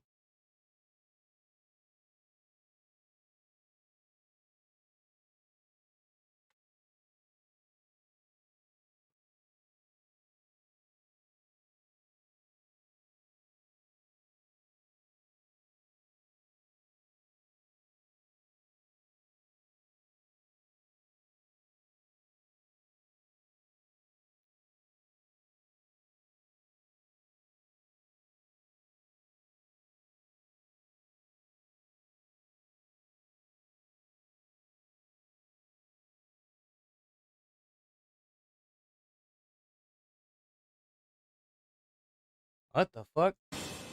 The bill to release the Epstein files is headed to Trump's desk. It's passing through the House and Senate. Yeah, it's already done. They already passed it. It's already through. The Epstein release has been a roller coaster. Is the ride over? We don't know. We know Democrats think it'll damage the president, but now it's backfiring on them big time. Remember, Epstein was a Democrat. Well, you realize that, like, first it was Palestine and Israel, and then it was this, and then it was that, and then it was, that, and this, and you realize that every single problem that the Democrats had with Trump, he's actually managed to fix. And the Epstein file is literally the only thing that they haven't been able to release, and then Trump was just like, fine, fuck it, release it. I'm done with this. Like, it's kind of crazy to think about. He was a Democrat donor. He's literally done so much to try and please these fucking people. But at the end of the day, I don't think it's that old-fashioned mentality of you're just never going to satisfy everyone. With Democrats and the liberal media at all of his homes. Larry Summers, who worked for both Clinton and Obama, was a pen pal with the pedo, even asking Epstein for dating advice. And now he's stepping down from his gig at Harvard. Oof. Bill Clinton was supposed to testify last month, but his lawyers are playing games. Careful, you can go to jail for ignoring a House subpoena. House Democrat Stacey Plaskett's also getting Epstein. She took thousands in donations from the predator, and he fed her questions during a congressional hearing. Raskin says it was a perfect phone call. They've arraigned a Democratic member for taking a phone call from her constituent, Jeffrey Epstein, in the middle of a hearing. And of course, I don't think there's any rule here against taking phone calls in a hearing. But all these Epstein revelations are suddenly making hips clam up. Do you condemn Stacey Plaskett just talking to a sex trafficker during a hearing? I haven't had a conversation with Stacey Plaskett. But does that trouble you? I have not had a conversation with Stacey Plaskett. Well, we just found out why Hakeem doesn't want to answer any questions. Another email shows Democrat fundraisers invited Epstein to an event or to meet privately with Hakeem Jeffries. Damn. As part of their 2013 effort to win a majority. So Hakeem Jeffries' campaign solicited money from Jeffrey Epstein. Hakeem's team sent an email to Epstein asking for money and inviting him to dinner, telling the pedophile that Hakeem was the Brooklyn Barack. Democrats and Epstein shared a lot of things, especially TDS. I just got a little report, and I put it in my pocket, of all the money that he's given to Democrats. He gave me none, zero, no money to me, but he gave money to Democrats. And people are wise to your hoax. They still can't get over their old buddy Jeff. I mean, I'll believe it if I see it. Honestly, I'll believe that if I see it. Well, trusts the Epstein people more than Pam Bondi. By nature of who is being forthcoming and who is not, I believe the Epstein estate over the DOJ right now. What does that mean? I guess he still has trust issues after Fang Fang. And this just in. New hoax alert. New hoax alert. New hoax alert. Checking Democrats. The president has not been accused of any crimes or wrongdoing as it relates to Jeffrey Epstein or these files, even with these emails being released. That's one thing that we need to make clear. But one thing about... He has not been charged yet. Yes. Yeah, there's no accusations, though, of any wrongdoing. Trump's tired of hearing the Democrats squeal about a dead pedophile. You got to find out what did he know with respect to the head of Harvard, with respect to all of those people that he knew, including J.P. Morgan chips. Sir, Yeah, if Jennifer, there's go nothing ahead. Go ahead. incriminating in the file, sir, why not take us Quiet. Trump's the most transparent president in history, releasing MLK, JFK, UFO, and Epstein files. But the press is never satisfied. Why wait for Congress to release the Epstein files? Why not just do it now? No, it's not the question that I mind, it's your attitude. I think you are a terrible reporter. You even asked that same exact question nicely. You're all psyched up. Somebody psychs you over at ABC. They're going to psych it. You're a terrible person and a terrible reporter. You ought to go back and learn how to be a reporter. No more questions from you. ABC doesn't care about the Epstein stuff. Crooks, are you satisfied with what the FBI has told you about the assassin? Not really, Jesse, not least because they've told us basically nothing. That's crazy. There we go. Jack Doherty getting charged in Florida. Now, I'm not going to lie. I don't think this guy's going to serve a damn day in jail. I just don't. But that's just me. But we'll see. We shall see. Check out Legal Mindset. He's going to show us his big PP. His big PowerPoint. Jack Doherty could be in massive legal risk now that he's been hit with crimes in Miami, and more liability could come down the pike. Of course, this on the Legal Mindset, we teach you to be your own judge. I'm Andrew Esquire, American attorney, and we're going to get into it today. Of course, I've got a PowerPoint for you guys. So let's talk about the trouble that Jack Doherty's got in. And some of this has been discussed on social media while I've been on a business trip. Some of this has been not discussed. So we're going to get into some of the stuff that has and has not been discussed today with this lovely PP, this lovely PowerPoint. So, of course, if you guys don't know, Jack Doherty was arrested this week in Miami, where, ironically, he was arrested almost... Rip Bozo. The day that I was on the flight out. I'm not going to say that's a coincidence, but maybe it is. So he got arrested, and even his oversized bodyguard could not protect him from the police. And one of the most beautiful things about this video, which I once again don't want to play, so I don't want to get claimed or anything else like that. But the beautiful thing about this video is he is dressed down by the police. The police absolutely talk to him and say, who do you think you are? What do you think you are? What do you think you're doing? And they absolutely dress this guy down and put him in his place, which is something that a lot of people on the internet have been waiting for a very, very, very long time. Well, now, it comes in light of the fact that he was in a place of business in Florida causing trouble, doing what he does best when he streams, I guess. I don't understand how people watch him, but... We have to get into what the reality is versus what is the criminal penalties, because a lot of people out there are looking at the maximums for the crimes and saying Jack Doherty's going to get 7 years in prison. He's going to get maximum fines. He's going to get all this stuff. Hold your horses. As always on The Legal Mindset, we give you the straight. It is a first offense. I think he's just going to get a slap on the wrist. I really do. Facts. We give you the quick and dirty and the fast facts. And if you like that, make sure to hit the like button, make sure to subscribe, make sure to comment on the video. So let's get into the reality. So here's the criminal maximum. So this is the maximum under Florida law, which is the state in which I am a member of the bar, is possession of a controlled substance, amphetamine. Now that's the most serious one. So we're starting at the top with a felony. Yes, that on paper is 5 years and a $5,000 fine, right? That is the maximum amount. Now, a lot of people skip over the word maximum. It's really important there, guys. The next is possession of 20 grams of marijuana, which is still a first-degree misdemeanor. Now, this is one where there's a huge expectation versus reality difference here. You guys are going to see in a second. And next is resisting arrest without violence. Now, resisting arrest without violence is very interesting because I know a lot of public attorneys in Florida, some of which are on the state side. That's the prosecutors, some are the public defenders.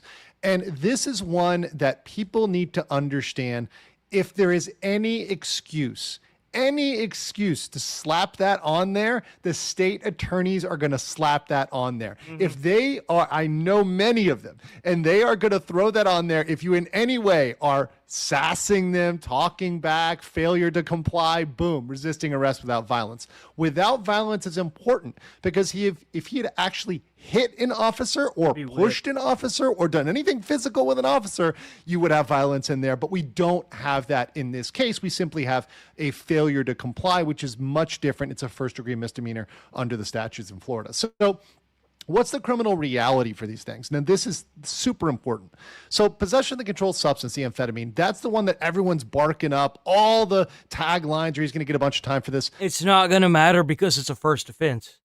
That's not what's going to happen here. And that depends on if he has a prescription or not. In this case, because of his record, he's probably going to have probation with drug classes. He was not an amphetamine dealer. There's no sales intent. So he's probably going to either get probation or probation with a withheld adjudication. What that means is they're going to say, hey, we're going to drop this if you go on probation. Now, that probation might be very lengthy, and I'm going to get into this. I think the probation should be as hard and strict as possible. In fact, one of the beautiful things about probation is you can set crazy conditions. And one thing they could set is, hey, you can't be going out and engaging in this sort of behavior for content in the future, restricting his content. I think that might be a great term of probation, and then keeping him from monetizing what is essentially criminal activity in the future. Then you've got the possession of 20 grams or less of marijuana. But that only lasts as long as his probation, though. You have to keep that in mind. That's a citation. At this point in Florida, if you get caught with 20 grams or less of marijuana, that's going to be a slap on the wrist. It's a citation or a withheld adjudication. They just dropped that. Now, resisting arrest without violence, that's not going to get you any jail time in reality. What that will get you is 12 months of probation. And like I said, up to 12 months, 6 to 12 months is about the average for that. So what that could Watch them fuck around and give him like 3 years of probation. Again, combine the possession of a controlled substance, the amphetamine, the marijuana, the resisting arrest. Let's say he just gets a year probation or 8 months probation. Let's make those terms of probation as strict as possible. Let's make him do random drug tests. Let's make him do other stuff. Let's make his life uncomfortable for 8 to 12 months, 6 to 12 months. I think that's reasonable, and I think that's an absolute L for him in terms of his... Yo, that would be karma biting him in the ass right there. Lifestyle of just doing whatever the hell he wants. Isn't that a not beautiful taking thing? Any accountability for it. This is very similar to nuisance streamers, which I've covered, like Johnny Somali, who feel themselves and feel their ability to do whatever, whenever, wherever. That time needs to come. The time for streamers being checked and saying, hey, look, you got to follow the law here. You've got to comply. Someone has to. You know, YouTube's not going to fucking do it. People that are more important than you, i.e. the police. Actually, I think he did get banned on YouTube. I think he's only on I think Rumble or Kick. If you are at a point, if content creators like Jack Doherty are at a point where they feel like they can get away with not complying with police, it's about time we restrict them as much as legally possible. Now, does that mean jail? Probably not, guys. Sorry. All those headlines are not coming. But Legal Mindset's got something for you, because I think now is the right time for a huge, massive liability, which no one's talking about right now, to hit him. And that is everything with McKinley Richardson. So in case you guys didn't know, this is the one that people really shouted out. And I remember when this went down, even I was like, there's some liability here. There's a lot of contract issues, a lot of things going on. McKinley, she has not filed in Florida. Now, Florida would be the place to file. And this is great because the crimes that just went down in Florida. So because these both went down in Florida, there's a very reasonable legal basis for her to take at least some action here. And I think that could have wide repercussions on him and hit him much harder than a slap on the wrist with necessarily these drug charges, right? Which might just get him probation. And let me talk about that real quick, because I think with McKinley, these are the real liabilities. And this is what people don't realize when you pull stuff like this, particularly with the wedding setting and everything like that. You had intentional infliction of emotional stress. I talked about that with Emaru and that whole thing going on with Miskiff. Public humiliation regarding those wedding vows, talking about not dating men, taking all of her OnlyFans money, etc., all that sort of stuff. That is classic IIED, intentional infliction of emotional stress. And I think there's a high likelihood if she chose to go after that and she was serious about it, I think she could look for some liability there. You've got fraudulent inducement, misrepresentation, tricking her into an OnlyFans management contract, breach of contract. There was duress in that signing of that contract, invasion of privacy. You're streaming personal life without consent. It looked like there was no consent there. You've got defamation, a false portrayal of her image as immoral and a gold digger, etc. All those things stacked together. And at the very end, I wanted to put the cream, the cherry on top is a restraining order.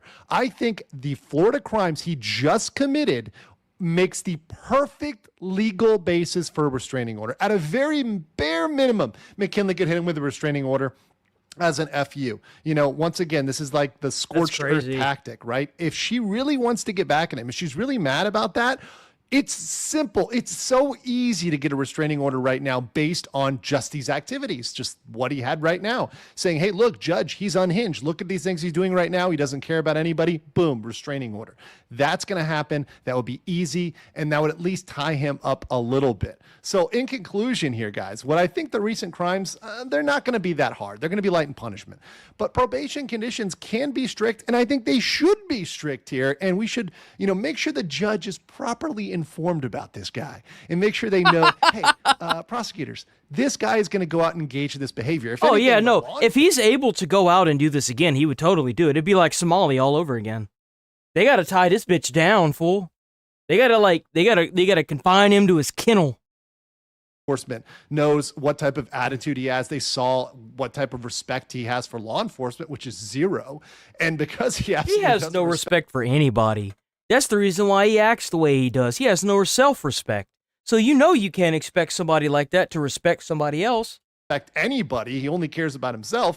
I think it's a great situation for very strict probation conditions. And lastly, if McKinley Richardson, if it was not for drama, if it wasn't all kayfabe and stuff like that, if she's real, if she's sincere, I would strike now. Because she hasn't done anything yet, and there's no the statute of limitations has not run on this stuff. She can still go in Florida and pursue all of those claims, all of them, which could financially devastate him, at least get him into a situation where he's got to settle for a large amount. And it's the perfect time to sue Doherty right now. At a minimum, go file that restraining order and get that done. But guys, what do you think? What do you think is going to happen to Jack Doherty? Do you think that McKinley should go after him? I want to know in the comments below. I kind of like where he's going with that, but I don't think she's going to, because I kind of feel like to an extent he might have been right about her, unfortunately. So I don't know. I feel like if she was going to do that, she would have done that already. But I hope that he gets probation at the very least, and it completely fucks him up. I want to see heavy punishment when it comes to his probation. I want to see him suffering, bruh. He got to be limping around.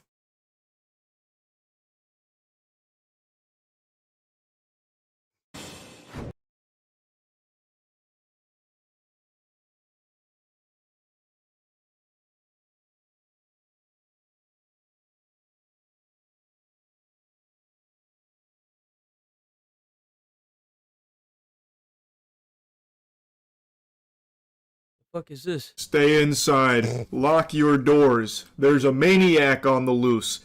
And just like that scene in SpongeBob, the maniac is me.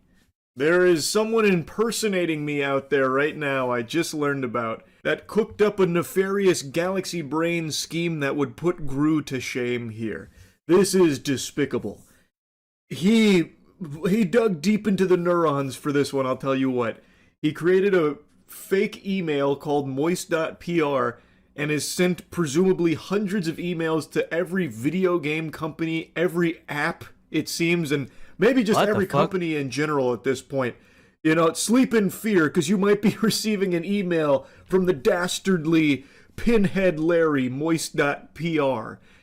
Like, I wouldn't be surprised if he sent emails to dog food companies, and what he's doing is he's asking for free product for the sake of his review. And today, one of the companies that reached out trying to confirm if this is real or if they're being played like a fiddle sent me one of the original emails that he tossed their way. Hi there, I'm Charlie. This is my request for one review key for Legacy Steel and Sorcery for Steam. My channel, Moist Critical Gaming Official. Thanks, then followed by a quirky little smiley face that some high schooler would be sending to someone he's trying to ask to prom. And that has been, variations of this have been sent to innumerable companies to try and get review codes for games and apps, and probably tons more things. Now, if you've got some keen peepers on you, you might be able to read between the lines here and recognize that's not my voice coming through there in the email. That's the voice of a... That's not his voice. Prepubescent little criminal. It sounds like it's written by an actual 12-year-old here. Hi there, I'm Charlie. Now, first of all, it's a high-quality forge read, don't get me wrong, but there's a couple of things that kind of immediately raise red flags. Why, if this is a Moist Critical PR email, would Moist Critical be the one behind it? At that point, why wouldn't Moist Critical just be sending the emails himself instead of setting up his own PR email? The whole point of a PR thing is that it's other people handling it for whoever it is. So why, in this case, would the Moist Critical PR agency just be Charlie? That doesn't make a ton of sense.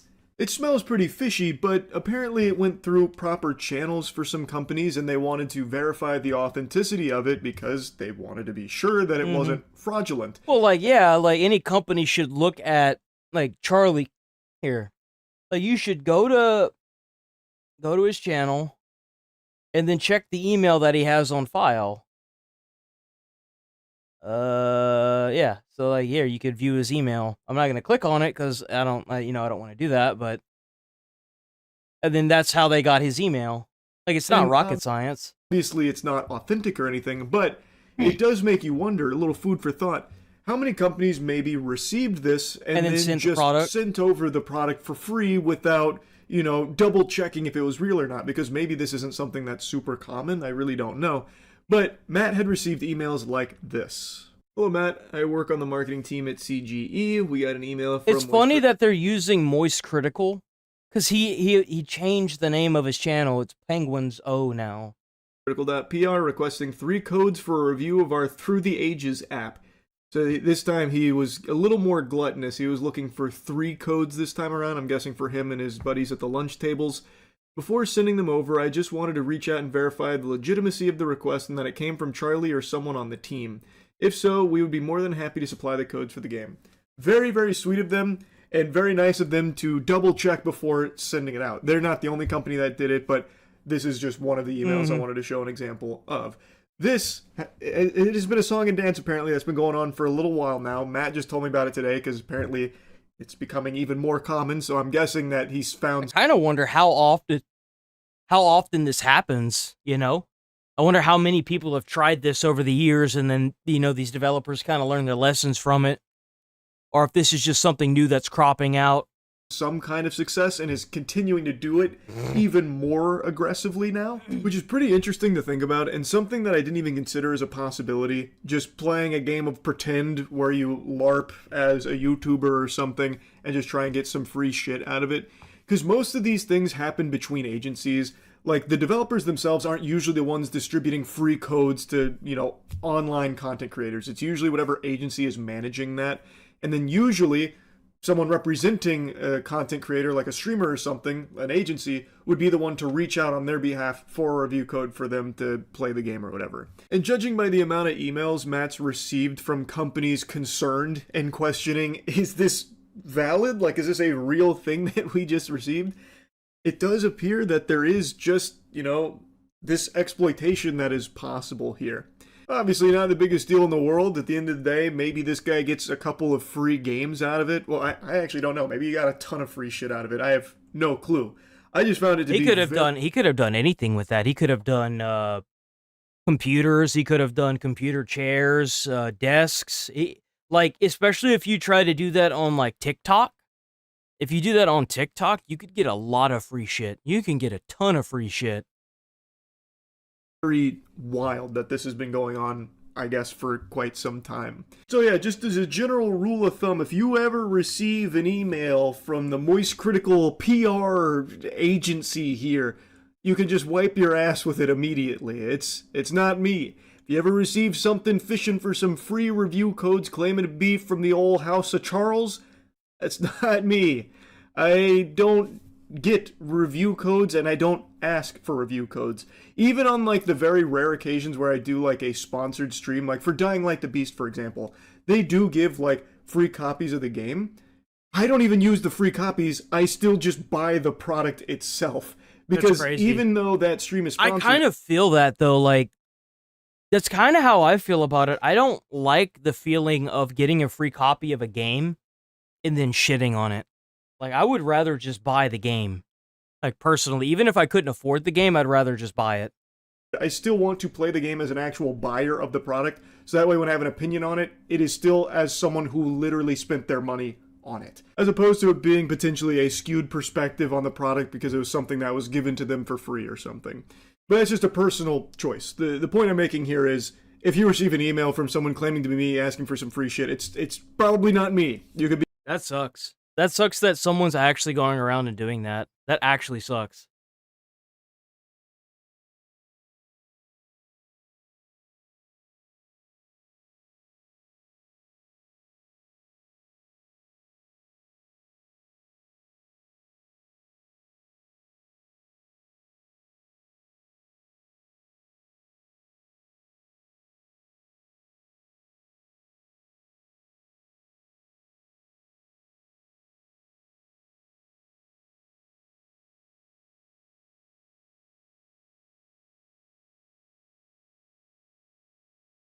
The bill to force the Justice Department to release all its files in the Jeffrey Epstein investigation is expected to land on President Trump's desk this morning.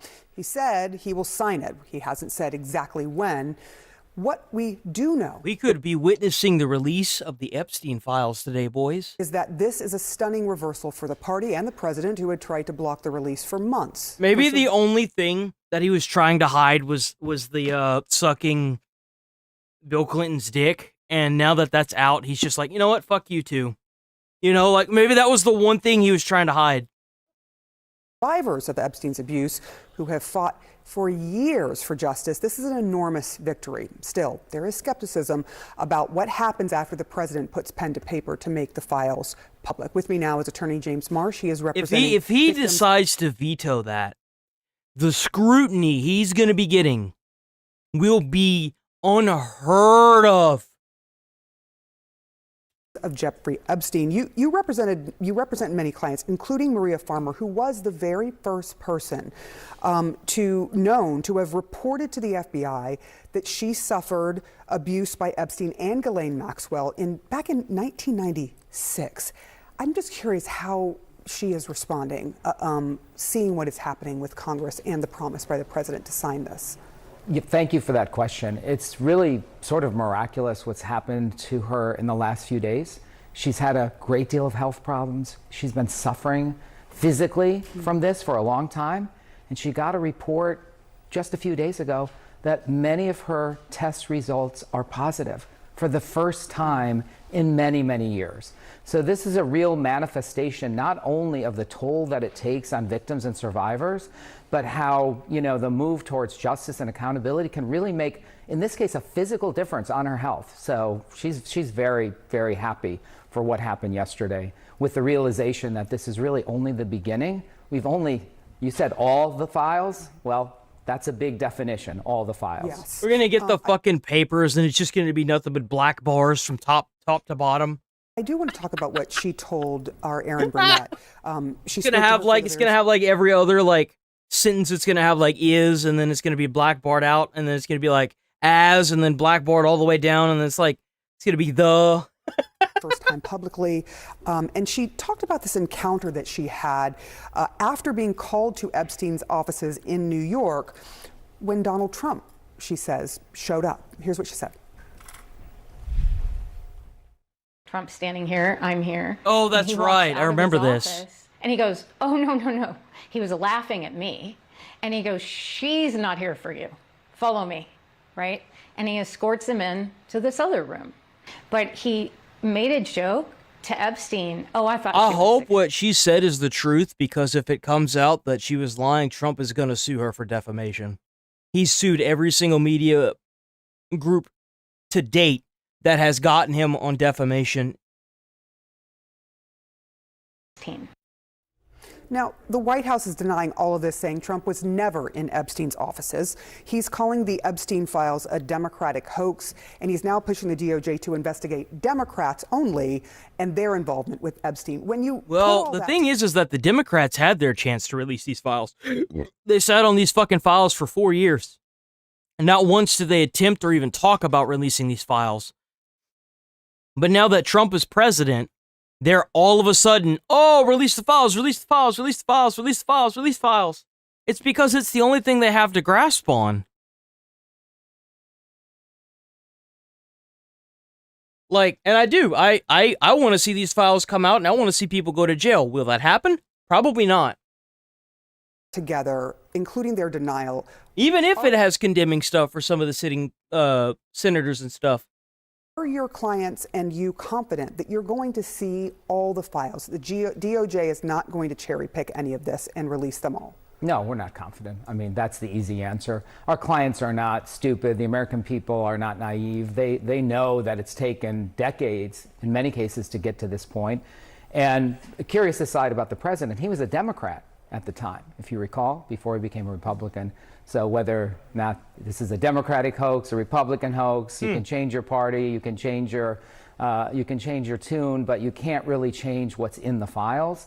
And our clients know that, and we feel that we've jumped the first hurdle, and we're at the. But remember, though, they didn't exist. Trump said that he's like, oh yeah, no, they don't exist, but now they exist, and they're releasing them. Come on. End of the beginning. There's no way over. By any measure. You have filed suit against the United States government, particularly in Maria's case. What is it that you are suing for against the government, and what ultimately does justice look like for your clients? There's been a lot of budding accountability on the part of the banks. We've seen those lawsuits. We've seen the emails come out from the estate. There have been other lawsuits against private individuals. What we do not know. What really sucks about these lawsuits that these people are filing is that since it's against the U.S. government, it could take up to 20 years for them to see any monetary anything from this. That's 20 years of limbo. What is in the federal government files? It's very important to remember that the files that were released were from the estate. All those emails, all those revelations that took the world by storm, 3 days ago, here we are. We don't know what's in the government files, so we really feel that is the missing piece of accountability. In 1996, when Maria Farmer made her report, Jeffrey Epstein was already under investigation as part of the Tower financial scandal. He was also under investigation and was sued by the State Department that leased him the former Iranian consulate in New York City. These are facts that people have long forgotten, but we want to go back to the beginning, find out what law enforcement knew. I'm very happy that they listened, and the U.S. Attorney in the Southern District of New York also has to release their litigation files. There's a huge record in the government. What really sucks is for some of these victims, It's been 4 decades of hell. Like, I feel so bad for these victims.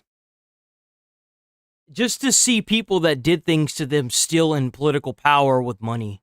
Like, it's so... Files on Jeffrey Epstein, and we want to know who facilitated and who contributed to his rise to power. We think that will be found in the government files, and we hope for some government accountability and the creation of a fund or some kind of means to compensate these victims for the government's failure. Yeah, I mean, there's so much there, and we heard from the victims with just stunningly emotional comments about how they have tried to survive all of this, and they're finally getting a little bit. It's been decades for of many relief, of them. at least some acknowledgement here. Yes. James Marsh, thank you so much. I'm sure we'll be talking to you. Thank you throughout. for your coverage, and keep on this story. I don't think we're near the end, anywhere near the end. I think he's Sure, we right. do appreciate I think there's a lot more to the... Even if Trump signs in today and releases these files, I just don't think it's going to be in a way that's going to matter. I just don't. I really don't. I genuinely feel that.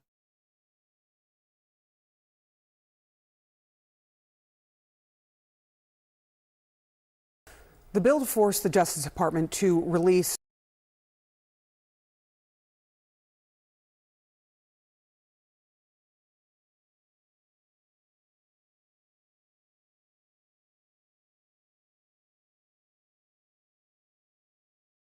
Well, unfortunately, I've run out of stuff to react to. So, well, actually, no, I haven't. Hold on, wait. I actually haven't. There was one thing I wanted to watch.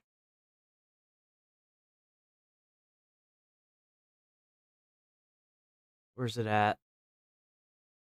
It's like more and more.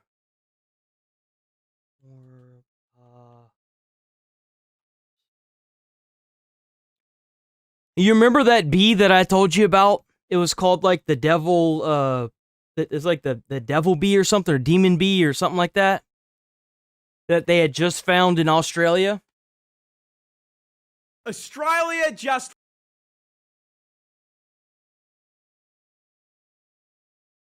found a new insect. Who's that Pokemon? And in a certified Australia moment, it is unironically called the f***ing Lucifer bee. That's it, Lucifer bee. Of course we have the Satan bee. The snakes and the spiders and the f***ing dinosaurs weren't enough. No. It has now, horns. I gotta dodge a rejected doom enemy on my walk to work. Discovered in the closest climate to hell on Earth, Western Australia, these bad boys were named after the Lord of Hell for 2 reasons. The first of which being the giant fucking demon horns bolted to their heads. Now, those horns aren't just there to look scary. They're actually a defensive mechanism to protect the demon bees from bigger predators. However, Really? only the ladies of the species stay strapped, as the horns are only found on females. Meaning a more accurate name for these absolute girl bosses is the Karlak bee. But a pair of spirit Halloween horns can't be the only reason they're named after the devil, right? I mean, there's gotta be f***ing something else. Like, do they spit fire? Maybe they've got a pitchfork for a stinger that injects you with f***ing acid venom. The answer to that is, no. It's a normal f***ing honeybee. The actual Really? reason is that lead researcher, Dr. Kit Prendergast, was watching the f***ing Netflix show. Biggest cock I've ever seen. And this isn't even the first time she's done something like this. She named another species after her pet dog. F***ing based. Damn. Australia just found... Well, there it is. So this little nugget dropped. And let me tell you what. This has inspiration to it. Firefighter attacks the whole police department. I imagine trying to find a job for this firefighter after this was probably pretty easy. Like, check out Midwest Safety, Midwest Safety. Hell yeah, Midwest Safety. This has inspiration to it that I can't even describe. Bro's not fucking around.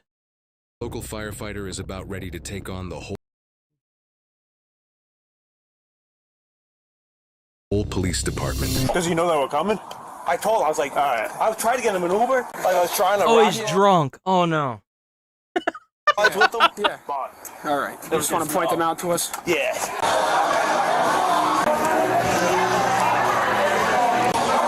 Bro, you know he's a firefighter because he's got that sexy handlebar mustache. I think he's a Providence firefighter. He was fine 10 minutes ago. I don't know if he's having a medical emergency. Okay. But he was, I think he was just having a conversation with him. Want to have a seat for me? Want to have a seat? Huh? Yeah. Yeah, I want to have a seat here. Bro. Have a seat real quick. That's a big ass dude. That is a big ass dude. Look at how tall he is. Jesus. Hey, man. Yo, what's good? Hey, man. I got him out of here. You don't want to. What's going on here? You good? Damn. You a Providence firefighter?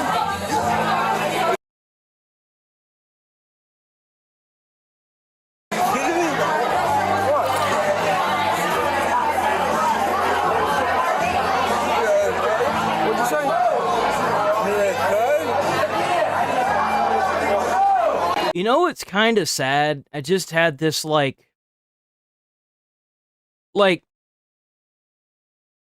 he's probably there because he just went through some shit and he just doesn't want to be there.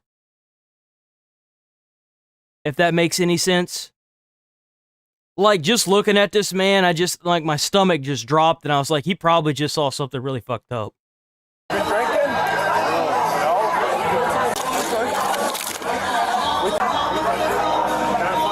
The fire department's gonna come and check you out, okay? Yeah, we're gonna walk outside, okay? Come on, let's go. Come on, let's go for a walk. Like you don't get this drunk unless you just want to forget about something.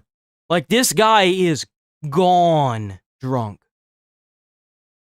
And he's an EMT, so he knows. Like, dude, something must have happened on one of his recent shifts. There's no way. Come on outside. Let's go. Let's go outside. Come on. Come on. Let's go. We don't want to have to escort you out in front of everybody. Just walk out. All right? All right? I'm going to ask you one more time. You got to leave. We got to get out of here. We got to go. We got to go outside. Let's go. Come on. All right. I'll walk. Let's go. Whoa. Whoa. Holy fell, dude. Jesus. Come on.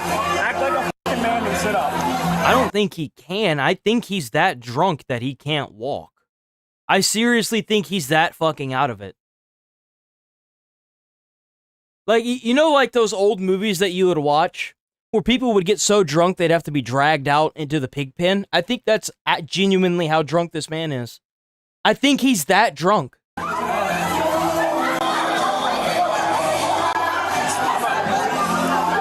let's go. Look, everybody watching. Oh. Come on, let's go. Man, one fighting, like no reception. Come on, we gotta go, man. You take any medication? I don't drink now. You take any medication? No. Yo, stop, relax. What do you want to do? Walk him out? Come on, get up. Yo,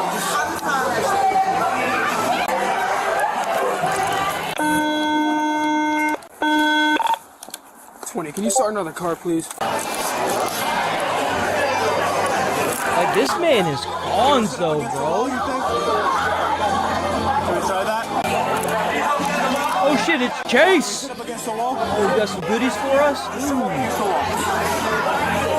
gonna watch this next, you damn straight. Yo, just sit him up. I genuinely don't think this guy's like... I think this guy's gonzo. See, like, and let me tell you from my experience, given his age, his professional behavior that you have to be very, very, like, disciplined to be a firefighter, dude. It's paramilitary constantly. Like, you have to be a type of way as a firefighter. You have to, especially if you're paid. This guy is... Because this guy, like, if he's not... He's got to be taking some kind of medication, especially his age. He looks like he's at least in his 30s. Like, he is blackout drunk, which kind of makes me wonder if he didn't do something, if he didn't have to catch a call or something that, like, fucked him up.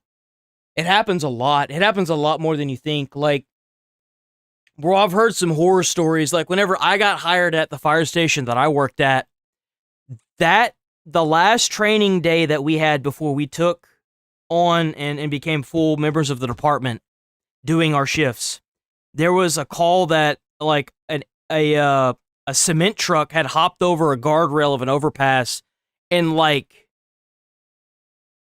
smushed, like, 3 kids in the backseat of a car. Like, there was nothing left, bro. Like, I like the scene that was described to me. I can't tell on stream because it would get me permabanned. Like, there is some shit that I've heard and I've seen personally that I can't describe because of how graphic it was. I can't. And that like, the dude that did that, he ended up taking like a week off. And he said that he was so fucking drunk most of those nights he couldn't even walk. So, like, this man must have seen some fuck shit. Stop grabbing. Stop grabbing. Watch your fist. Watch your fist. We're trying to help you. Your problem is you.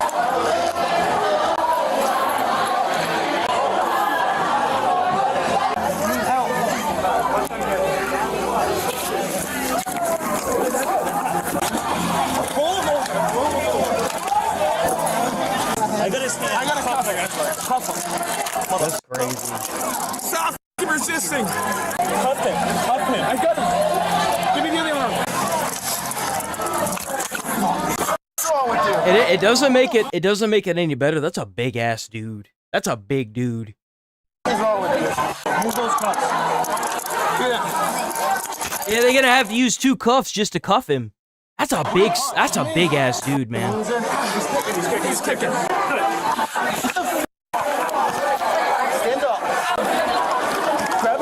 If he's like taking any kind of blood pressure medicine or anything like that, dude, that's gonna make the drink of that alcohol like intensify.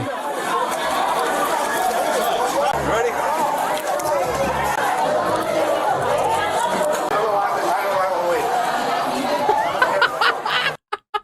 Yo, the fire department came in and picked him up. How about your head, boss? Providence firefighter, not punching us in the face. I never. Yeah. Yeah, all right, buddy. You'll be on the news tomorrow. 1, 2, 3.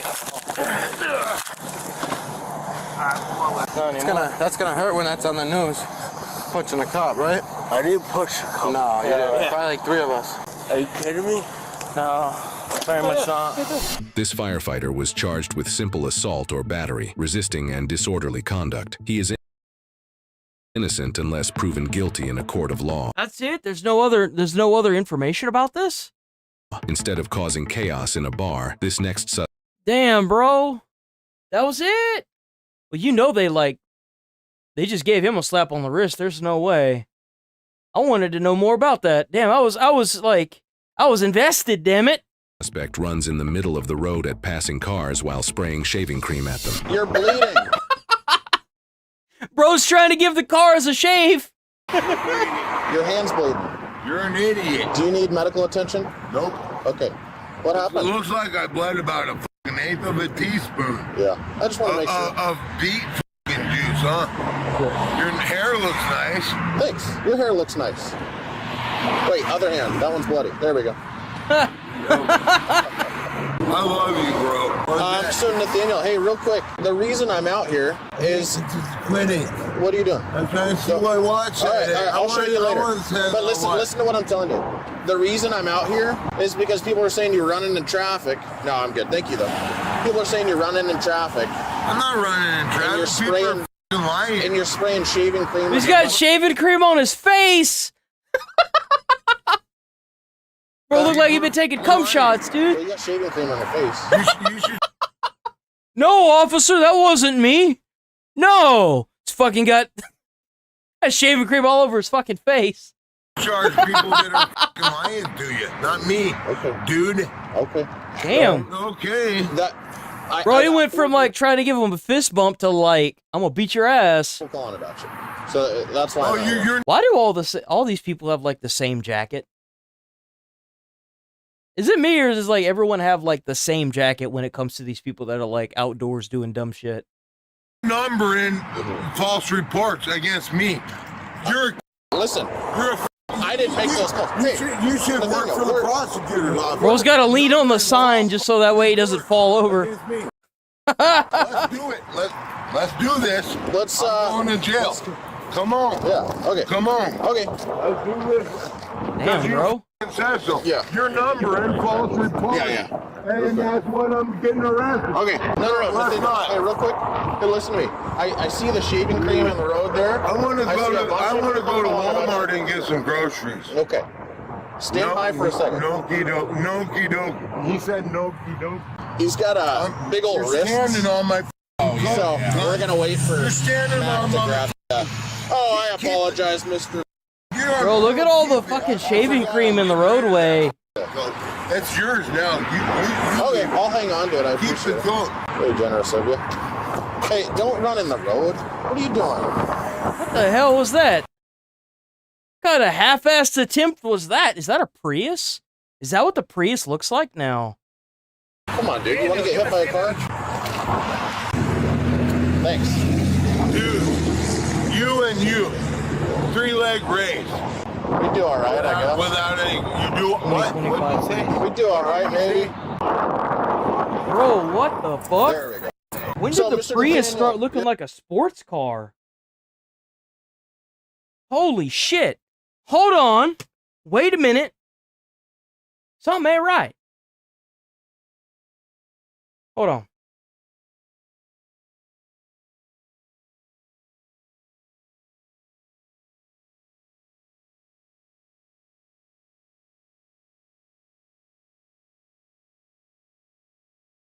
Oh, come on, dude.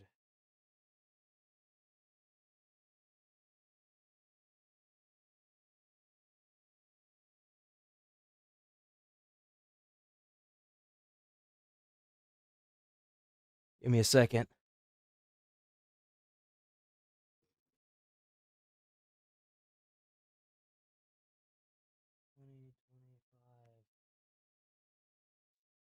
That's crazy. So I dated somebody that had a 2016? Oh.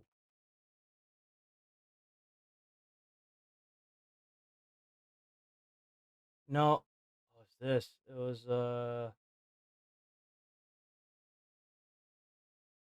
that's crazy. Yeah.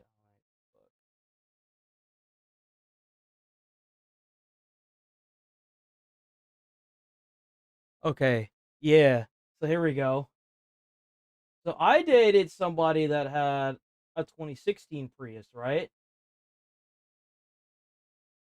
So this car was so fucking low to the ground that every time she would back out of the driveway, it would scrape this underside here and the entire underside of the car, because they have this plastic that goes up underneath it because it's not as hot as a combustion engine, right? And the entire underside of it was damaged. It was going to cost her like $500 to get that shit repaired. And I got a piece on Amazon, like, because the entire underside of the car is covered with like this thick plastic. And I zip tied that bitch up under there, right? So tell me, what the fuck? How is this the new thing? This actually kind of looks sexy. Look at that. That's the new Prius.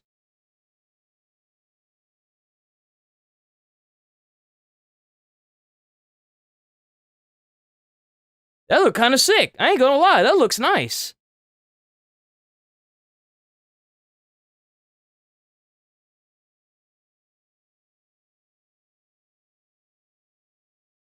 You're under arrest, okay? So Actually, hold on. Since I'm out and about, let me pull up that chase video right quick. Hold on. Go to YouTube.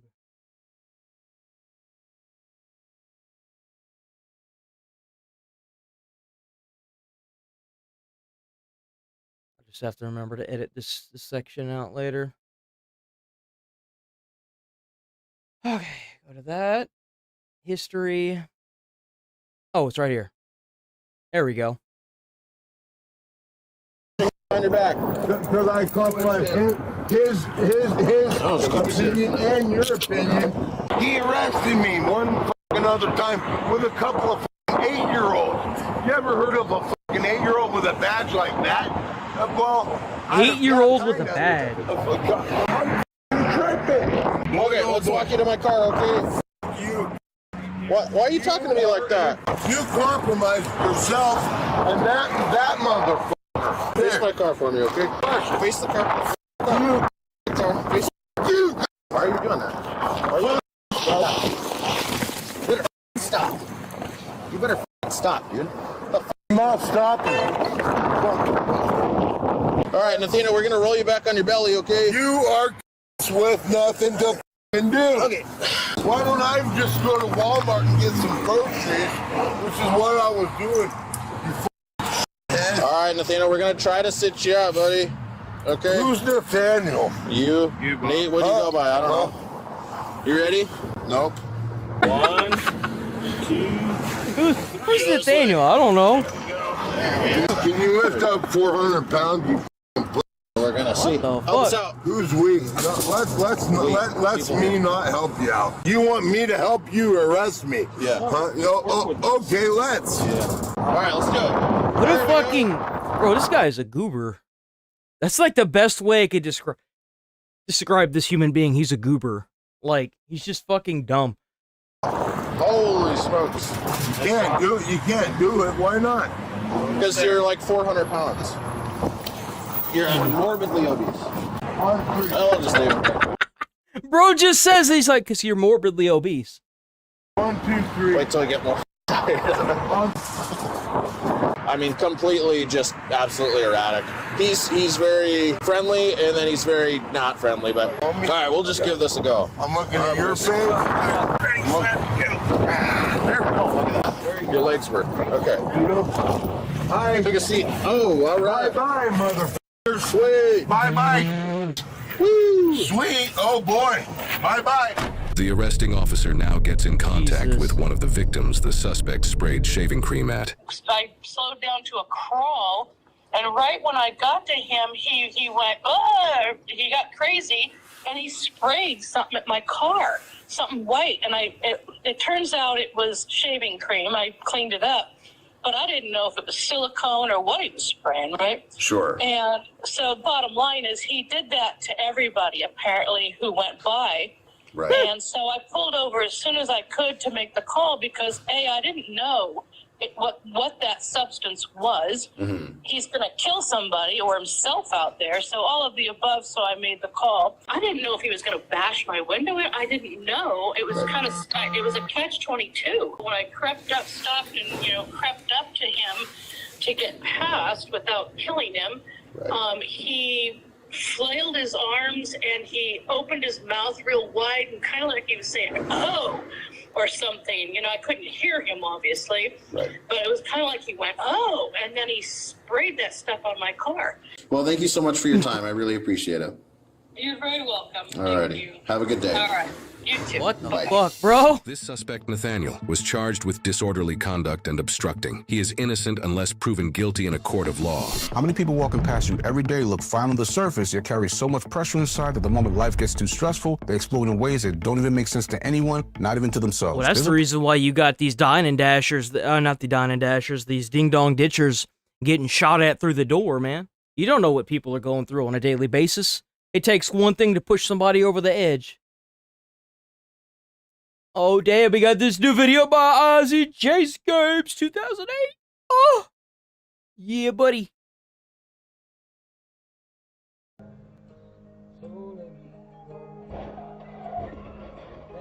Hold on. I can't hear nothing. It feels like every time this goddamn computer has an update, dude, or Discord, not Discord, OBS has an update, bro, like, it just feels like everything dies.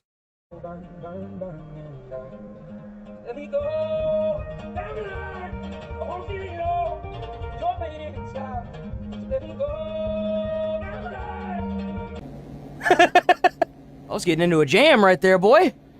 Oh, damn.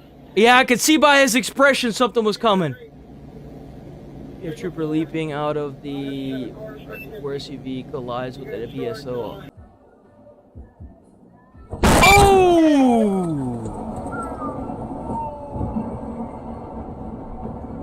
Bro, he got hit hard. It pushed his seat back. He got hit so goddamn hard. Damn. Kid had state minimum of $10,000 so that... Damn, he's a veteran. It happened on Veterans Day. Was no help. 10,000. Kid had state minimum of $10,000, so that was no help. Kid was going 75. He was going 75 miles an hour when he hit him. He wasn't injured. He was out walking around. Pissed off that his car was messed up. I have 3 crushed vertebrae, and I had to have my left shoulder completely replaced. The last bill I saw from the hospital was $687,000. This has truly changed my life. In 2 months, it will be a year since the accident, and I still walk with a walker or a cane and haven't been able to return to my own bed. I'm still in the hospital bed in my house. Jesus fucking Christ. That's awful, dude.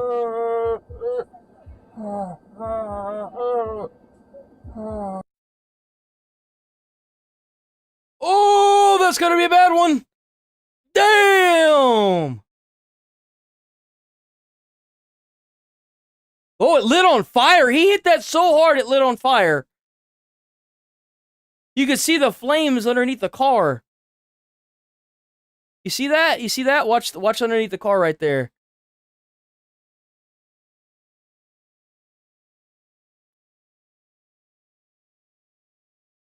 He got out and walked around after that? What the fuck? Bro, he just showed up for work. He probably went and clocked in.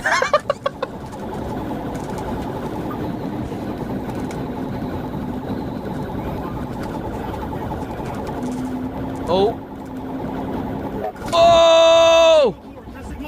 Damn, bro. Ooh. Ooh, that's a bad accident.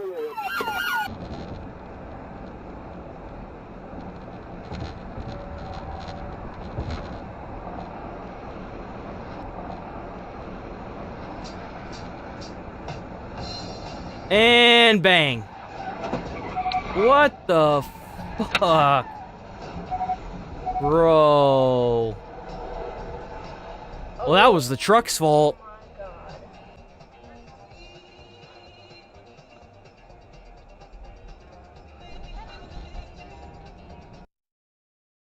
Oh! Oh, I've seen that one before. Oh, he was a runner too.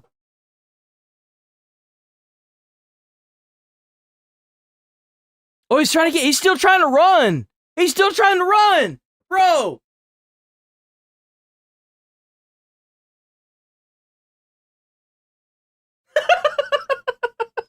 Bro, what the fuck? He came back. He came back. Dumbass.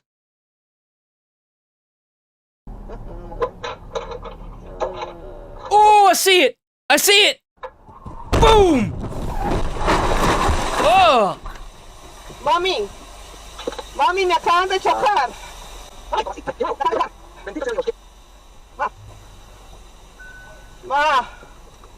Mami, mi hija. Mami. Five cars were involved in that. Holy shit. Mami, mi hija. Mami. Ma. Oh, in a church. He needed Jesus. An alleged drunk driver was arrested after police said he crashed into a church. It is a church!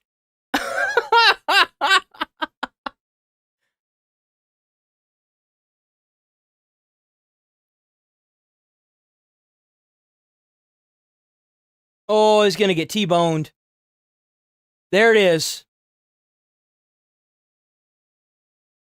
Oh, it flipped the car!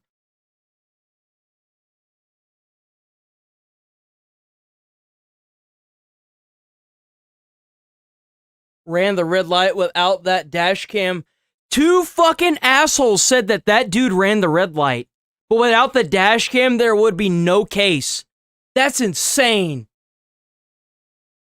God damn, bro, that's crazy.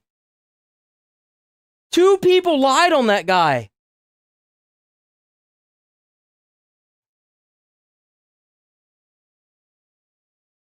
What the fuck happened there?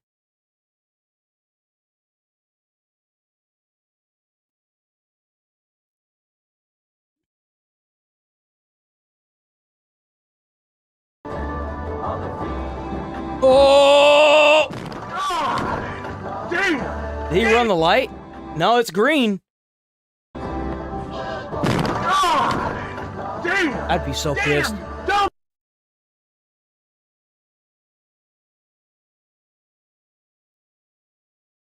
Please, he had the green light. It was so sweet to show the police the video after he told them that. To top it off, his mom almost ran over one of the officers when she came to pick him up. They were not happy with them.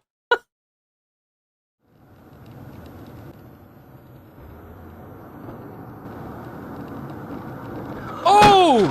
What the fuck? Wow.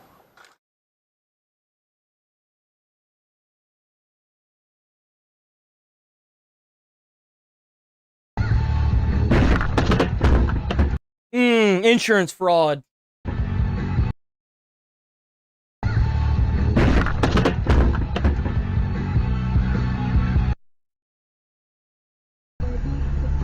Why are you running a red light? You running a red light.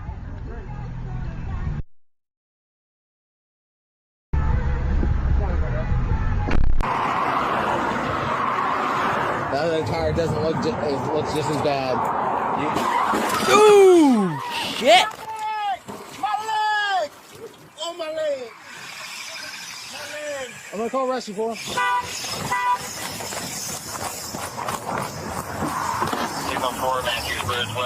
Put on the brakes! Step on the brake! Bro, he wasn't even on the brake.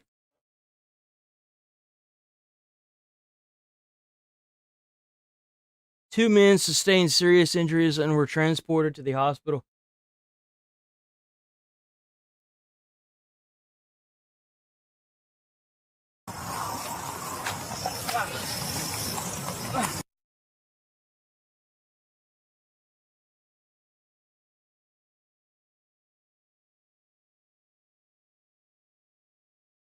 What the fuck? What the fuck?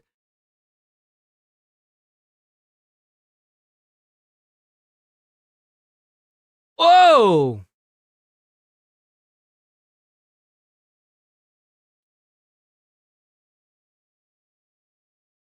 For multiple counts of, he was drunk, dude.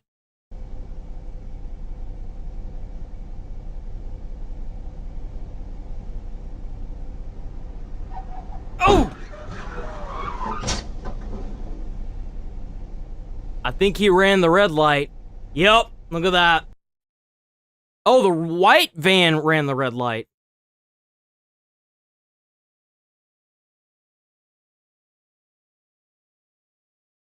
What the fuck was that? What the fuck was that, man? What the fuck? He's still going, too.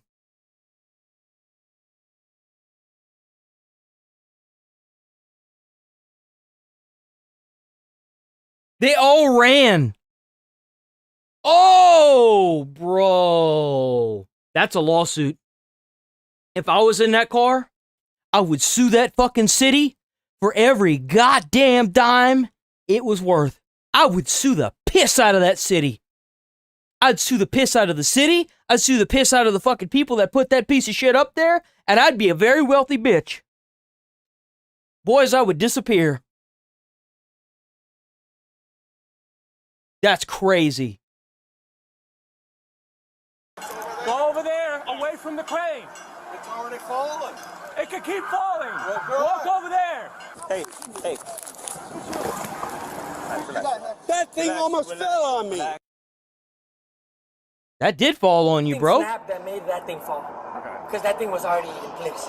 Okay. So something snapped. So there's nothing that hit it or Broke off the falling into the third avenue. That's crazy. caused it to fail. April 4th. Oh, I seen this one. I remember this one. I reacted to this one.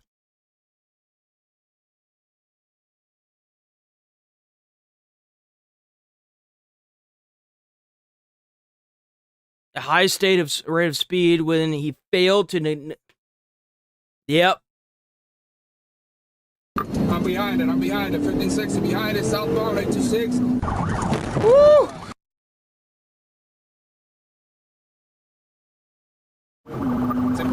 There he comes. Hey, we're still southbound. It's approaching 2nd Street. Oh my god, dude, he's hit so many cars.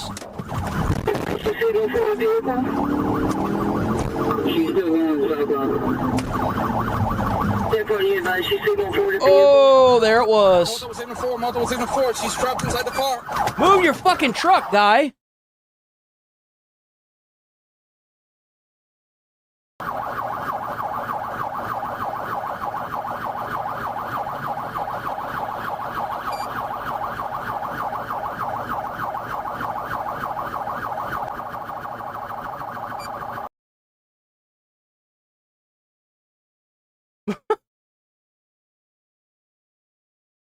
Bro actually thought he was gonna get away from that?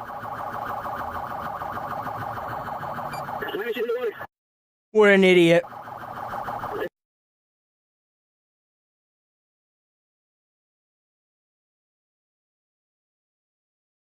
Oh!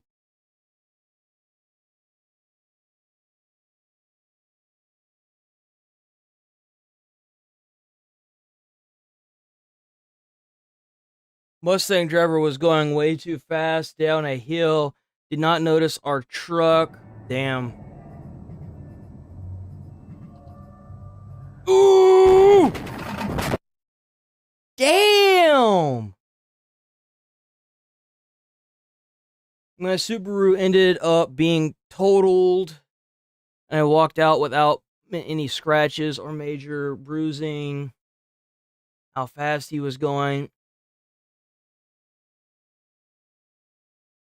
To start braking traffic or was purely not paying attention.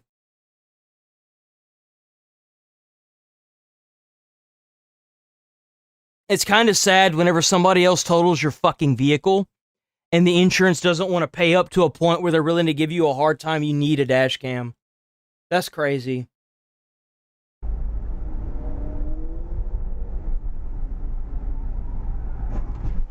I was waiting for somebody to get out of a parking spot, and I was just sitting there on the curb, right? And this was whenever I was going to my interview to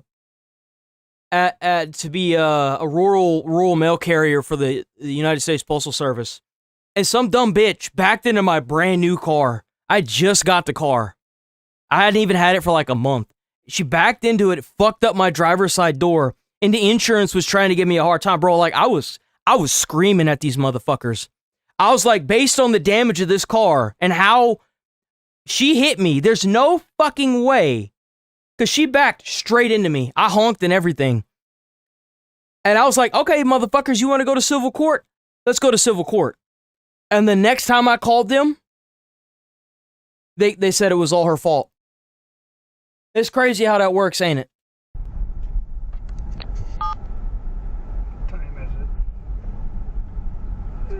Tire here. They paid for all the damage to my car. 12.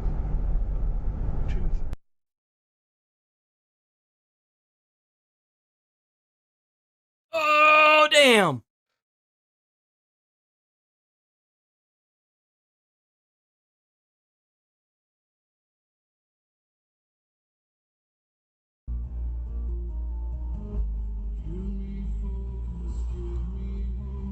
Oh! Man, why cars flip over so damn easy? How do you not see all those cars?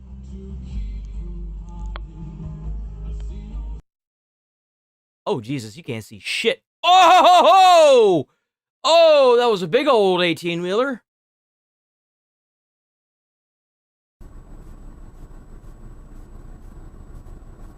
You gonna get T-boned? Ooh! Oh! Damn, bro.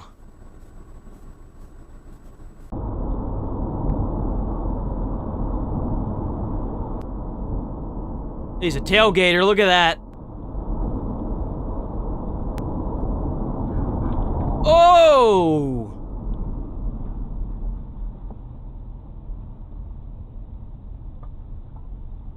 Have not contacted my family member for the video. Ha! Probably because he knew that he was fucking up.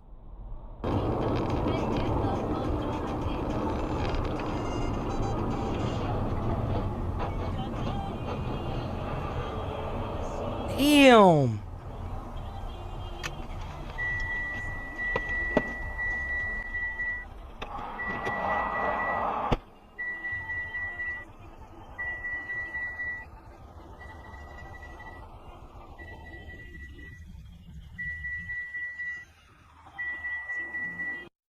Of course, that bastard was a hit and run. Oh, what the fuck? Oh, what the fuck? He totally just hit that motorcycle driver.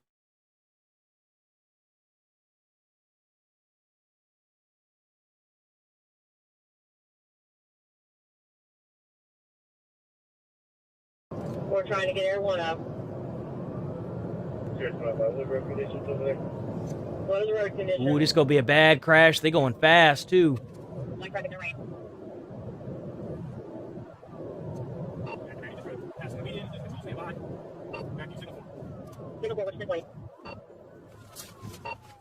Oh! What the fuck was that? What is that?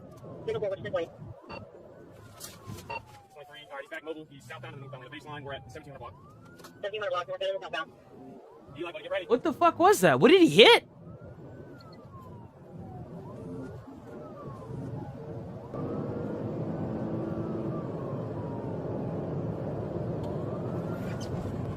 Turning over, moving, and she.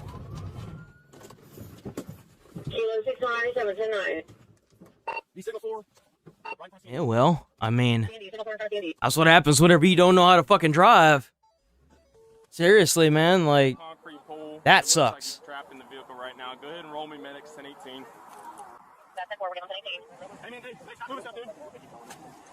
Yep, they're gonna have to bring out the fucking. They have to bring out. Oh. Oh! Oh! Damn! Oh! Oh, what was that? Oh! Oh, he struck the trash can. What in the heck, bro? Damn. Ooh!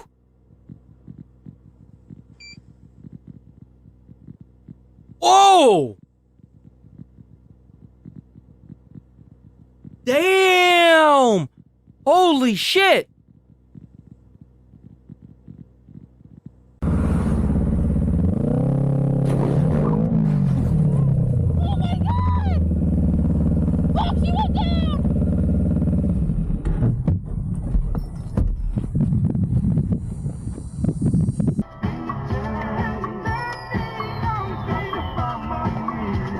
Oh shit! Oh, what the fuck?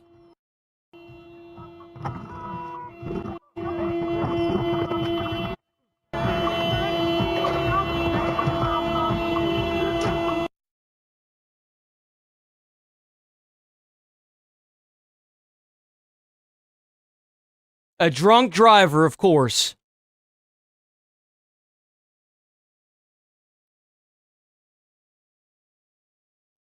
Of course it was. Oh! Oh! Damn.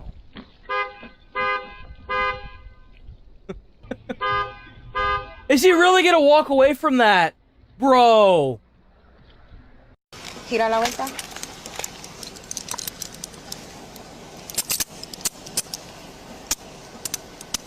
Drunk while driving. He hit and ran. Holy shit. He hit a bicyclist. 2 charges of DUI with property damage.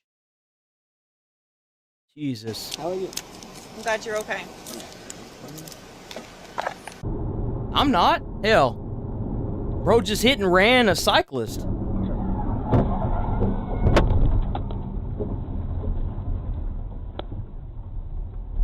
Damn.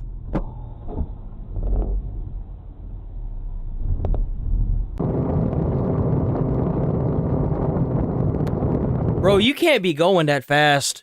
It's so easy. Okay, so like I actually have a Class M license too. It's like I think it's CBM. It's car, motorcycle, and bus. You cannot go that fast on a fucking motorcycle when it's been raining, dude. You will fucking hydroplane just from barely tapping your brakes. You can't go that fast.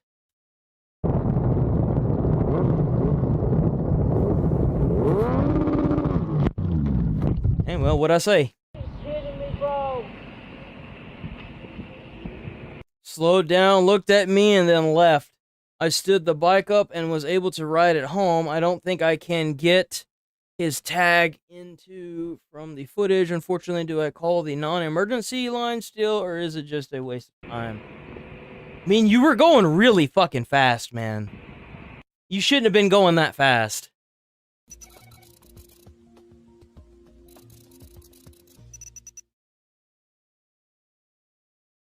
Oh, I guess that was it. Yeah, that looks like it's it. Looks like your outro bugged out, bruh. Alright, well, I'm probably gonna hop off of here for the day. Be back on tomorrow. Video. Oh, billions of years ago, Earth. I don't care about millions of years ago. We live in a day and age. W video. IZ Chase Games. Let's roll up out of here. Y'all have a good day. Don't drink and drive. You know, try to put a smile on someone's face. You never know, you might change their whole day or their whole life. I'll see you boys tomorrow, bright and early. Thanks for watching. I'm rolling out of this beach.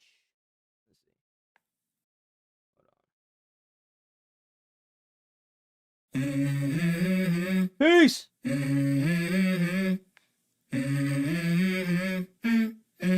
Let's go. I wake up to a little bit of drool on my pillow, feel like it's gonna be a bad day. Yeah, I'm tired of shit, and the coffee ain't hit yet, damn, ain't that great. I don't wanna go to work, cause my boss is a jerk, and I'm not even that paid. I need a change in my life, cause I don't feel alive, and there's nothing that makes me happy. Hold my beer for a minute, I'm about to quit my job, cash in for a ticket, I'm going on a trip.